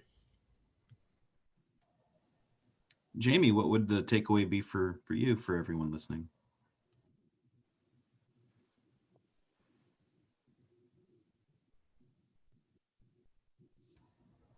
Do we have Jamie?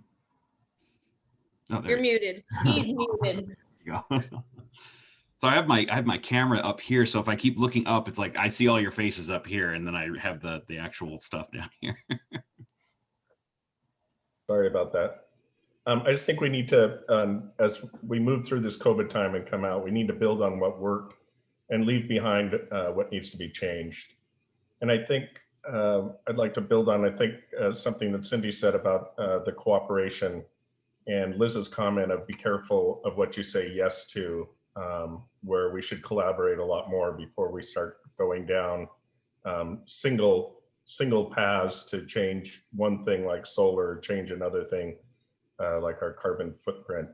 And as a county, I think be able to hopefully be in a position to help and encourage some of those efforts going forward. And my last statement is something from the Orca Skate Park, which is, I think it's some old saying, but great things happen when people don't care who gets the credit for it. So, thank you.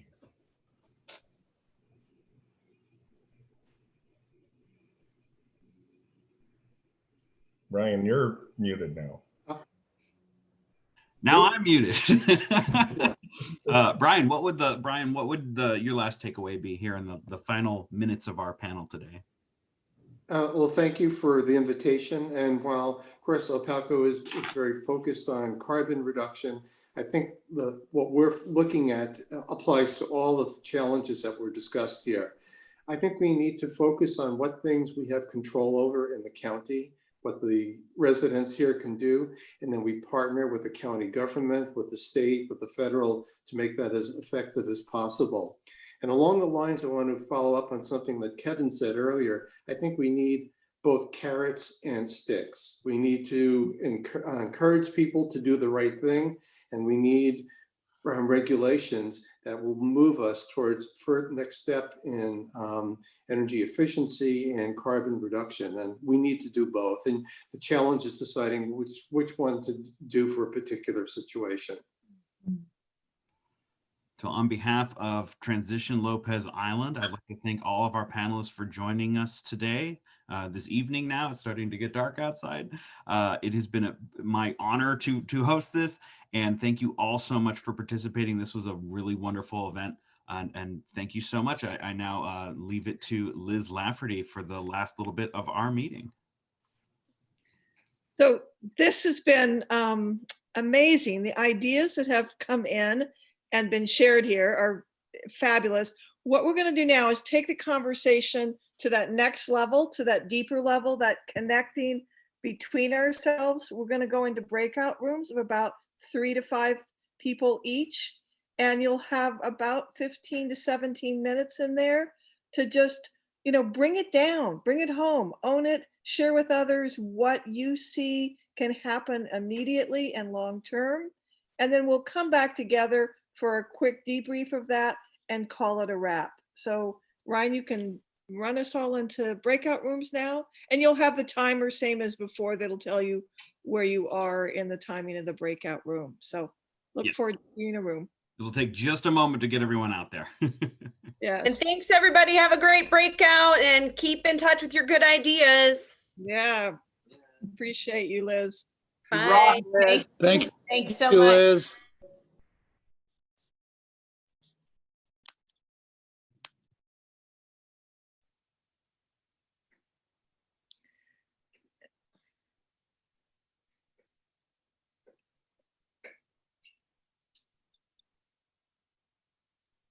I'm excited to see some of our panel members sticking with us for the breakout groups. That's really fabulous.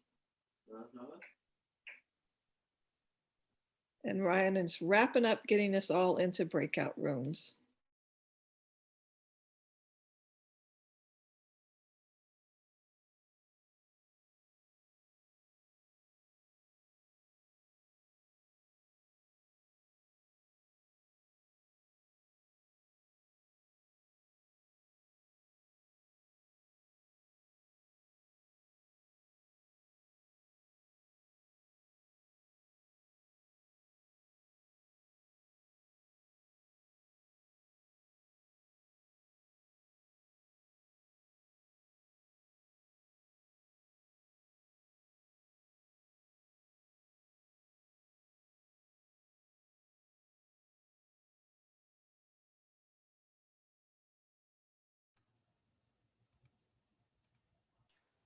Oh, and we get Ryan also. Hello.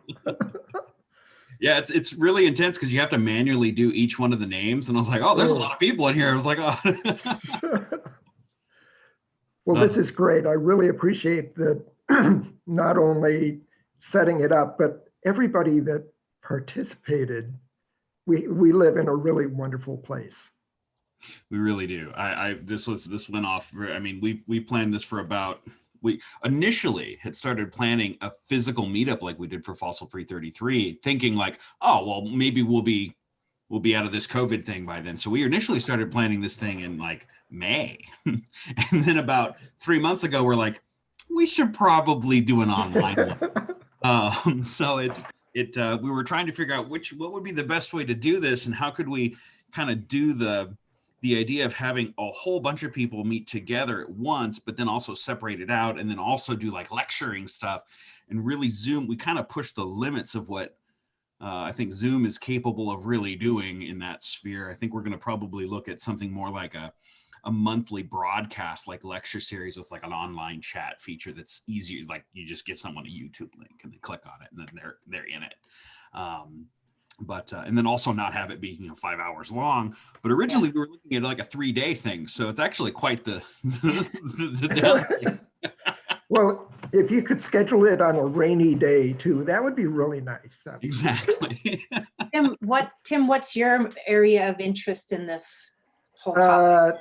Well, I must admit, I am no longer an OPALCO member. I've been off grid for the last 20, 30 years, something like that.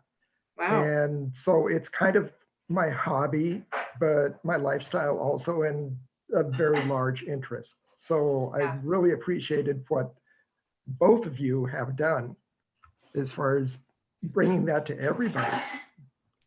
Yeah.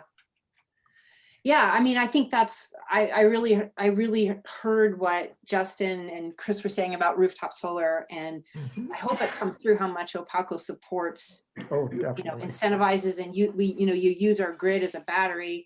The retail rate that we pay on solar is quite amazing, but not everybody can reach it, and so the community solar is, I think, a great equalizer. I did have a question on community solar. It sounds like there may be more projects coming up. Is Yes. it possible for people who are not Opalco members to contribute for that? I helped with this. Unfortunately not. Yeah, we don't, right now it's, you have to be an Opalco member to Okay. participate, but you know, if you didn't want to get production credits yourself, there may be a way for you to like purchase production credits on behalf of an organization who is a member, or Okay. you know, the preschool on Lopez or the Family Resource Center, things like that. The grant that we wrote for this project is pretty cool.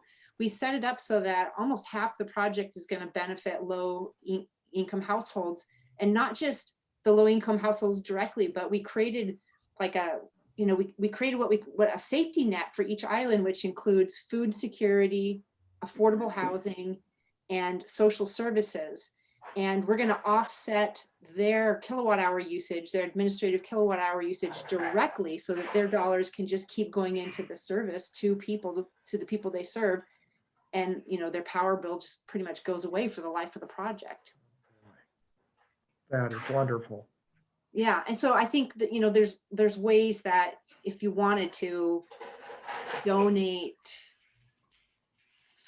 by supporting an organization that is a member, we could maybe work that out. But we had this question come up quite a lot because some people are renters, and they don't pay their bill directly, but they really want to participate. And we haven't come up with an elegant solution yet, but it's something that we're still working on.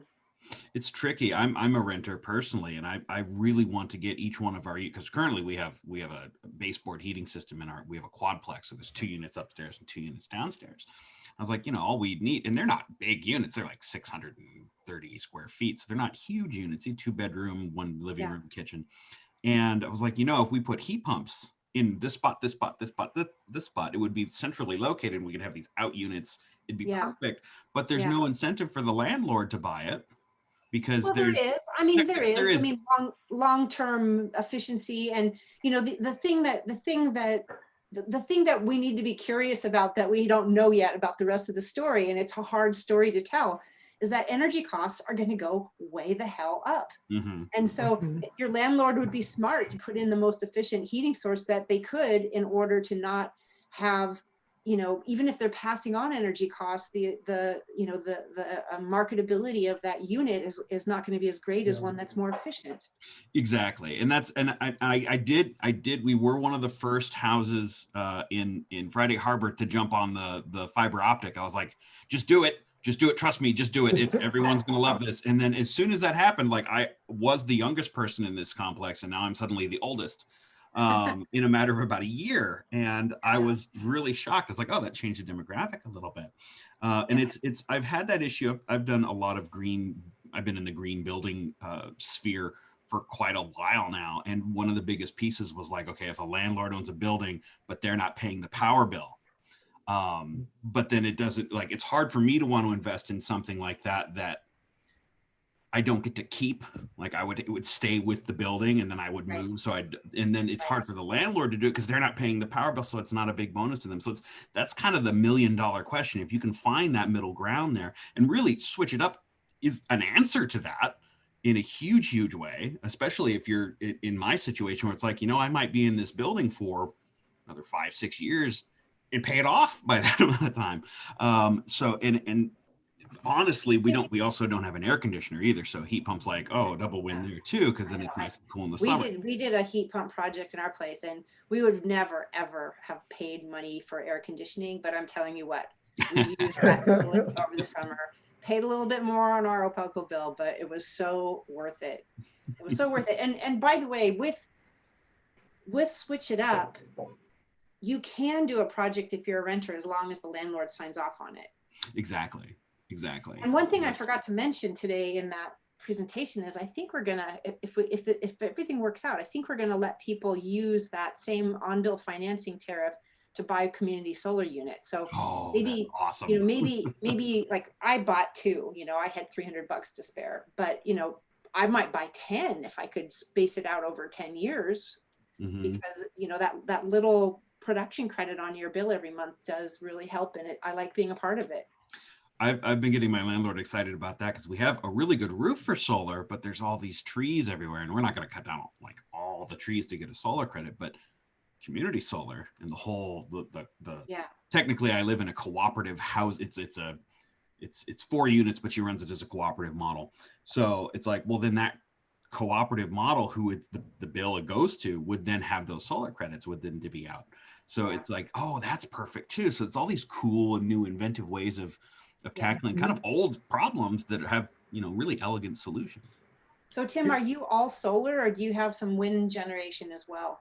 No, I'm all solar, and I just put in a new system, 2 years ago, a larger system. So now I run the generator probably 4 times a year, as opposed to, about 300 to 600 gallons of diesel in years prior. So that makes me feel much better. Have you thought at all about getting a battery system? I used to sell photovoltaics, and every system had a battery system. That was the weakest link. But now we've got these amazing home battery energy storage systems like Chris and Justin are talking about. Yes, I do have a small set of lithium batteries.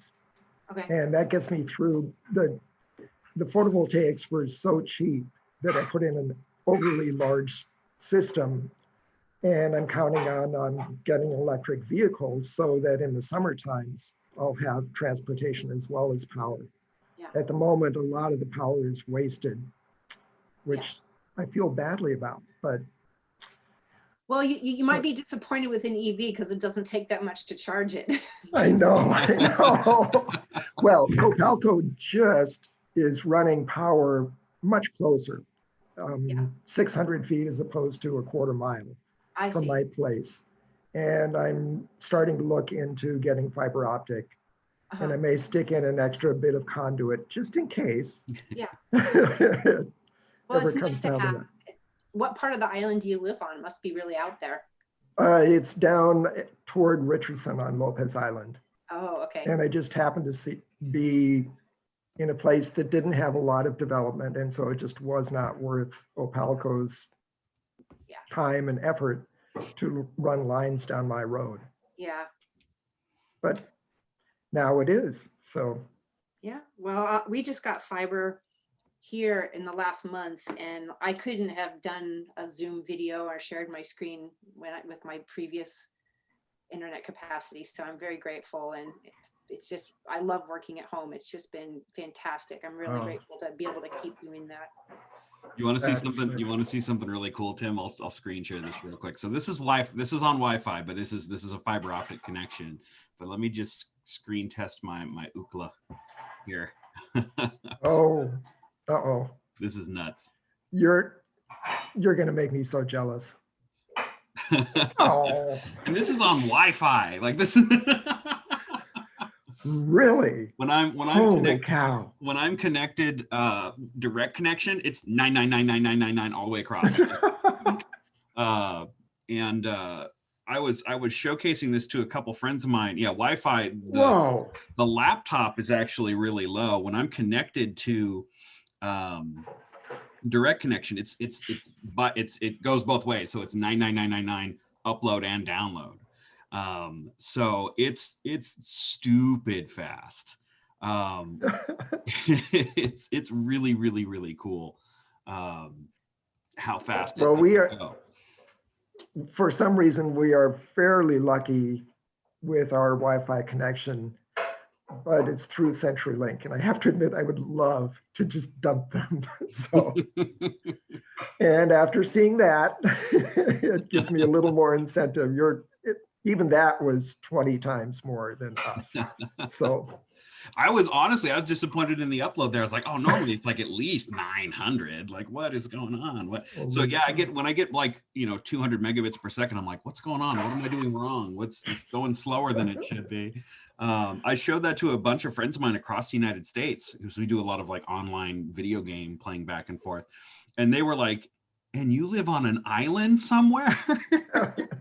I was surprised when Liz Levelett said, broadband, because I think I think Rock Island has about 40% of the county hooked up, and a lot of that is fiber. But okay. you know, I think I wish I knew what the percentage of full-time people, because you know, when you talk about 40% of the potential hookups, how many of those hookups are just part-timers? Yeah. Exactly. The other piece that I don't hear as much, and maybe it's because it's just we have a culture that's not as net savvy as some other places, but Rock Island fiber is also net neutral, which is going to be in next year. You're going to start hearing about how Comcast is charging per, you know, they're going to have data caps and whatnot. We don't have that. and Rock Island's made a real big point to maintain net neutrality, that they're not, you know, they're not. That is really commendable.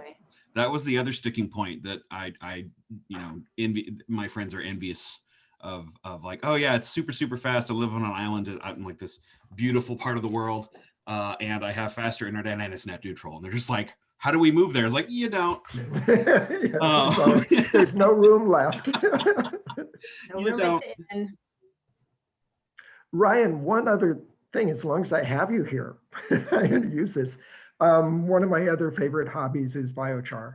And so I've been wondering if Lopez could ever get a project like San Juan and Orcas have gotten. Was there just not enough interest, or? Oh no, we're looking at the entire county. So we're still, Lopez is still very much on there. They just don't have the same amount of wood. Time is up for the 15-minute breakout rooms. Yeah, they just don't have the same amount of wood, but we could do a smaller scale one on Lopez for sure. But we still are in the process of like, how much wood do we have? Where does it go? What did how it much benefit? wood would a woodchuck chuck if a woodchuck could Yeah. biochar? And Orcas, just by sheer amount of how much excess biomass that they have, is leading. But that doesn't mean we can't scale it. So the first step will probably be where's the lowest hanging fruit, and how can we maximize that, and then how do we duplicate that? How do we make it easily duplicatable? So a lot of the stuff that we're talking about right now is very much how do we set up a system that covers the entire county with one project, and then the next project would be, okay, now we just have to do that last bit again for this other site. And Opalco is really interested in biochar too, because it helps with our right-of-way clearing and wildfire mitigation. So we're working really closely on projects, and I hope we'll do more. Oh, good to hear. I used to work for the land bank, and so I could think of a few forests around there that could use some work. Yeah. And might be able to contribute some material. Exactly. But we'll have to coordinate this. I think we're still very, very early, very early. But it's exciting to see how many people are like, yeah, that sounds like a good idea. It's like, okay, cool. That's the start. That's how you get it to go, is to get enough people to say, curiosity. Good idea. Yeah, exactly. Curiosity. Well, good. I hope we didn't waste our time here for the last 15 minutes, but I really enjoyed it. So. I will close them all now, and we'll all be back in that same room in just a second. Thanks, Ryan. Thanks for talking, guys. Thank you very much, for both of you. Nice to meet you, Tim. Yep, very nice to meet you too, Suzanne and Ryan. Likewise. I think I'm starting to get the hang of this breakout rooms thing. Yeah. Well, good deal. Well, let us know, Ryan, when those of us are here or are all here. We should be. It does let you close the room manually. So if some people are in the mid of a really good conversation, that could still be going on. You pulled us out. Uh-oh. I let it run another 5 minutes. We had a whole 20 minutes for those breakout sessions. Let me go to screen share. We have 19 people left. Is that what it is? Yeah, it looks like there's everyone's here. So we'll do these last two slides, Liz, whenever you're ready. You need to get rid of that slide. I'm tired of looking at it. So Ryan, go ahead and bring it up, because I'm looking at, what am I looking at? You didn't tell people to stick around.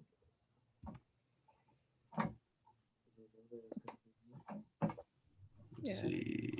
It's been a long day. I know I look like I'm sitting in the dark. I'm actually not, but for some reason the light is not. Me too.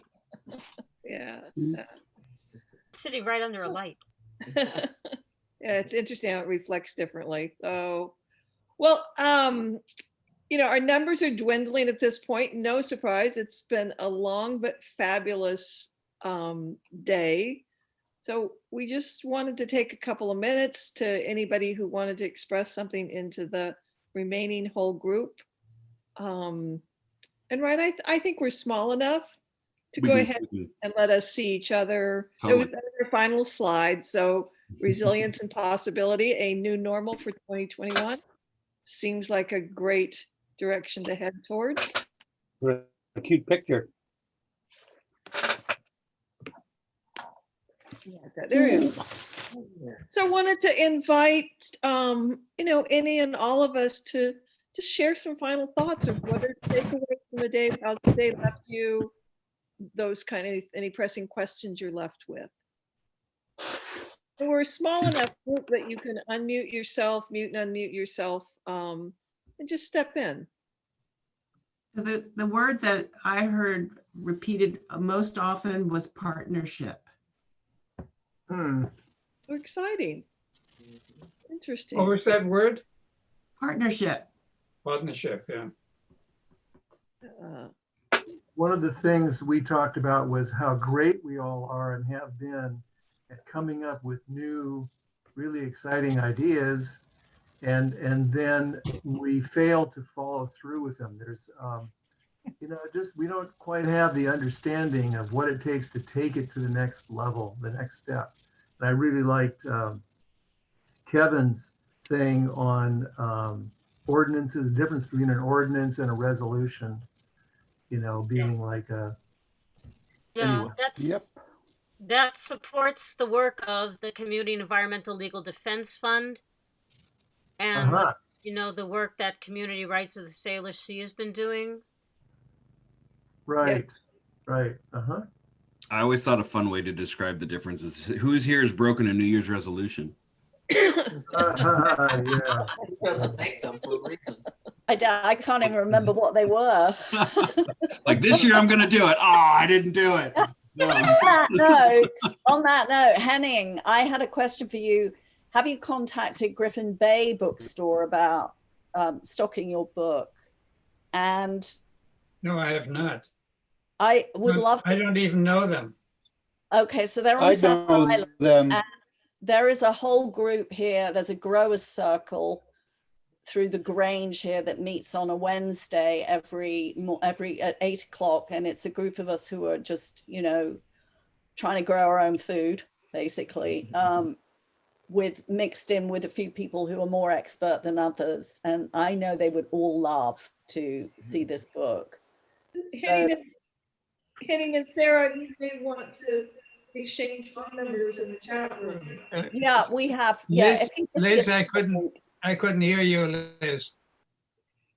I have a reverberation going on. I was just saying exchange phone numbers with Sarah, but apparently you've already done that. We know each other on email. Yeah. Sarah, if you shoot me a line just to remind me of that, then I will follow up on it. Okay. What's holding up the book right now is that we decided about a week ago that we're going to reformat the whole book to pare it down from 350 to about 250 pages by going into a different font and by dividing the text into 2 columns, thereby moving recipes into 2 columns per page instead of 1. And we did this because we realized the book was becoming too big and therefore more expensive. So we spent the last 2 weeks wrestling with this computer and our own limited expertise in reformatting this book, which is totally written, but we need to do this final editing before we can actually send it to the printer. And then as soon as that is done and he has put it in one unified file, we can put it on the websites. And then the printing will only take about a week. And Cindy, I wanted to just acknowledge that you're still here with us and see if it was fabulous to hear your energy and outside the box thinking. Are there any other final words you want to give us? Just thank you. And I was remarking to Caitlin, who was in my breakout room, that my first encounters with you were a little bit scary because you're all very well informed, and I was on campaign, and so meeting you all, it was kind of a judgment thing, right? And I'm really grateful to be in this new role as a listener and kind of part of the team. So thank you very much. Appreciate it. It was a good meeting. Thanks for coming for Thanks like for the whole coming. thing. Yeah. Points on that, On a Cindy. nice day. Yeah, big points on that. Nice day. So I think that most of us anyway are very excited to have you in your new role and look forward to doing more events like this with you involved. Mm-hmm. And that's a question I have for everybody too, is would you like to see something more like this, or would you like to see something that's more, maybe a little more user-friendly? How would you like to see stuff like this go in the future if we wanted to do like, do we want longer, specific, like targeted education type stuff where we have an authority on a topic and then they can ask questions back and forth? Or do we want more open-ended, or maybe a merger of both? Just kind of would love to hear where you'd like to go there and see what we can do tech-wise to make that happen. I think maybe if we limit the answers to those who aren't part of the steering committee, and we hear from you all if you have any input right now, that would be fabulous. We'll hear from each other later. Well, I've been, on the email list, and I know just how much work you guys put into this, and I'm very impressed. I mean, I thought this was an incredible success, so I'm really gratified, that all, the Transitions Lopez group was able to pull this off, it was, you deserve a hand, that's for sure. We pulled it out of the hat one more time. I agree with Michael completely. I think this has been fantastic, and I've loved its diversity of inputs and topics, and they all knit together and working toward a better future. Mm-hmm. Excellent. Janet, I really liked your input as every speaker went along. There was great by you, so it was fun to read what you had to say. Thank you. I was, as always, very impressed by the level of expertise, not only with the people who were invited to speak, but just with everybody in the county. I think we've got an amazing opportunity because we have so many brilliant people around here. So it's just putting them together. And I really thank everyone involved for putting this together and for letting me know about it too. Pam, you were so right. The amount of expertise is just on our islands is absolutely staggering. So I'll put out a call for one more comment from anyone before we wrap up here at 5. Any last final thoughts? Just looking forward to staying in touch with everybody, and hopefully we can be in touch more throughout the year. There's a suggestion for maybe having a monthly Zoom or something like that, and we can. Good. Excellent. Yeah, I think this experience really points to the possibilities of how easy it might be to have, something simpler than what we just did, but more frequently and not as broad. And for certain, the next up on our docket will be World Water Day. So, and we may do something before that, but that is on the calendar to do something for World Water Day. So be on the lookout for that one. March 22nd. Yeah. Thanks everybody for on coming. On that note, I think I'm going to close with Kevin's don't waste a good crisis. So, given we've got multitudes of crises, let's not waste our many crises right now. So thank you all. Thanks, Ryan. Ryan, for your techno. I wanted Ryan. Bob. Yeah. Couldn't have done it without you. Sorry about the video. I didn't, it worked right before. Don't worry. It's been fabulous. Yes. I just want to know if that Cascadia had a sort of subliminal messaging thing. Oh, absolutely. Oh, he's I so would have put the happy you flag know up, but I couldn't find the flag this morning. I was going to have it up in the background. I was like, I don't know, that'd be too much. Oh, All right, well, steering committee folks, if you'll stay on, we'll do just a really short debrief and get up Oh. out of our chairs and move. Thank you. Good night, everybody. Good night. Thank you. so Bye-bye. long, Sharon. Tim, thank So you. long, Sarah. Cindy, fabulous.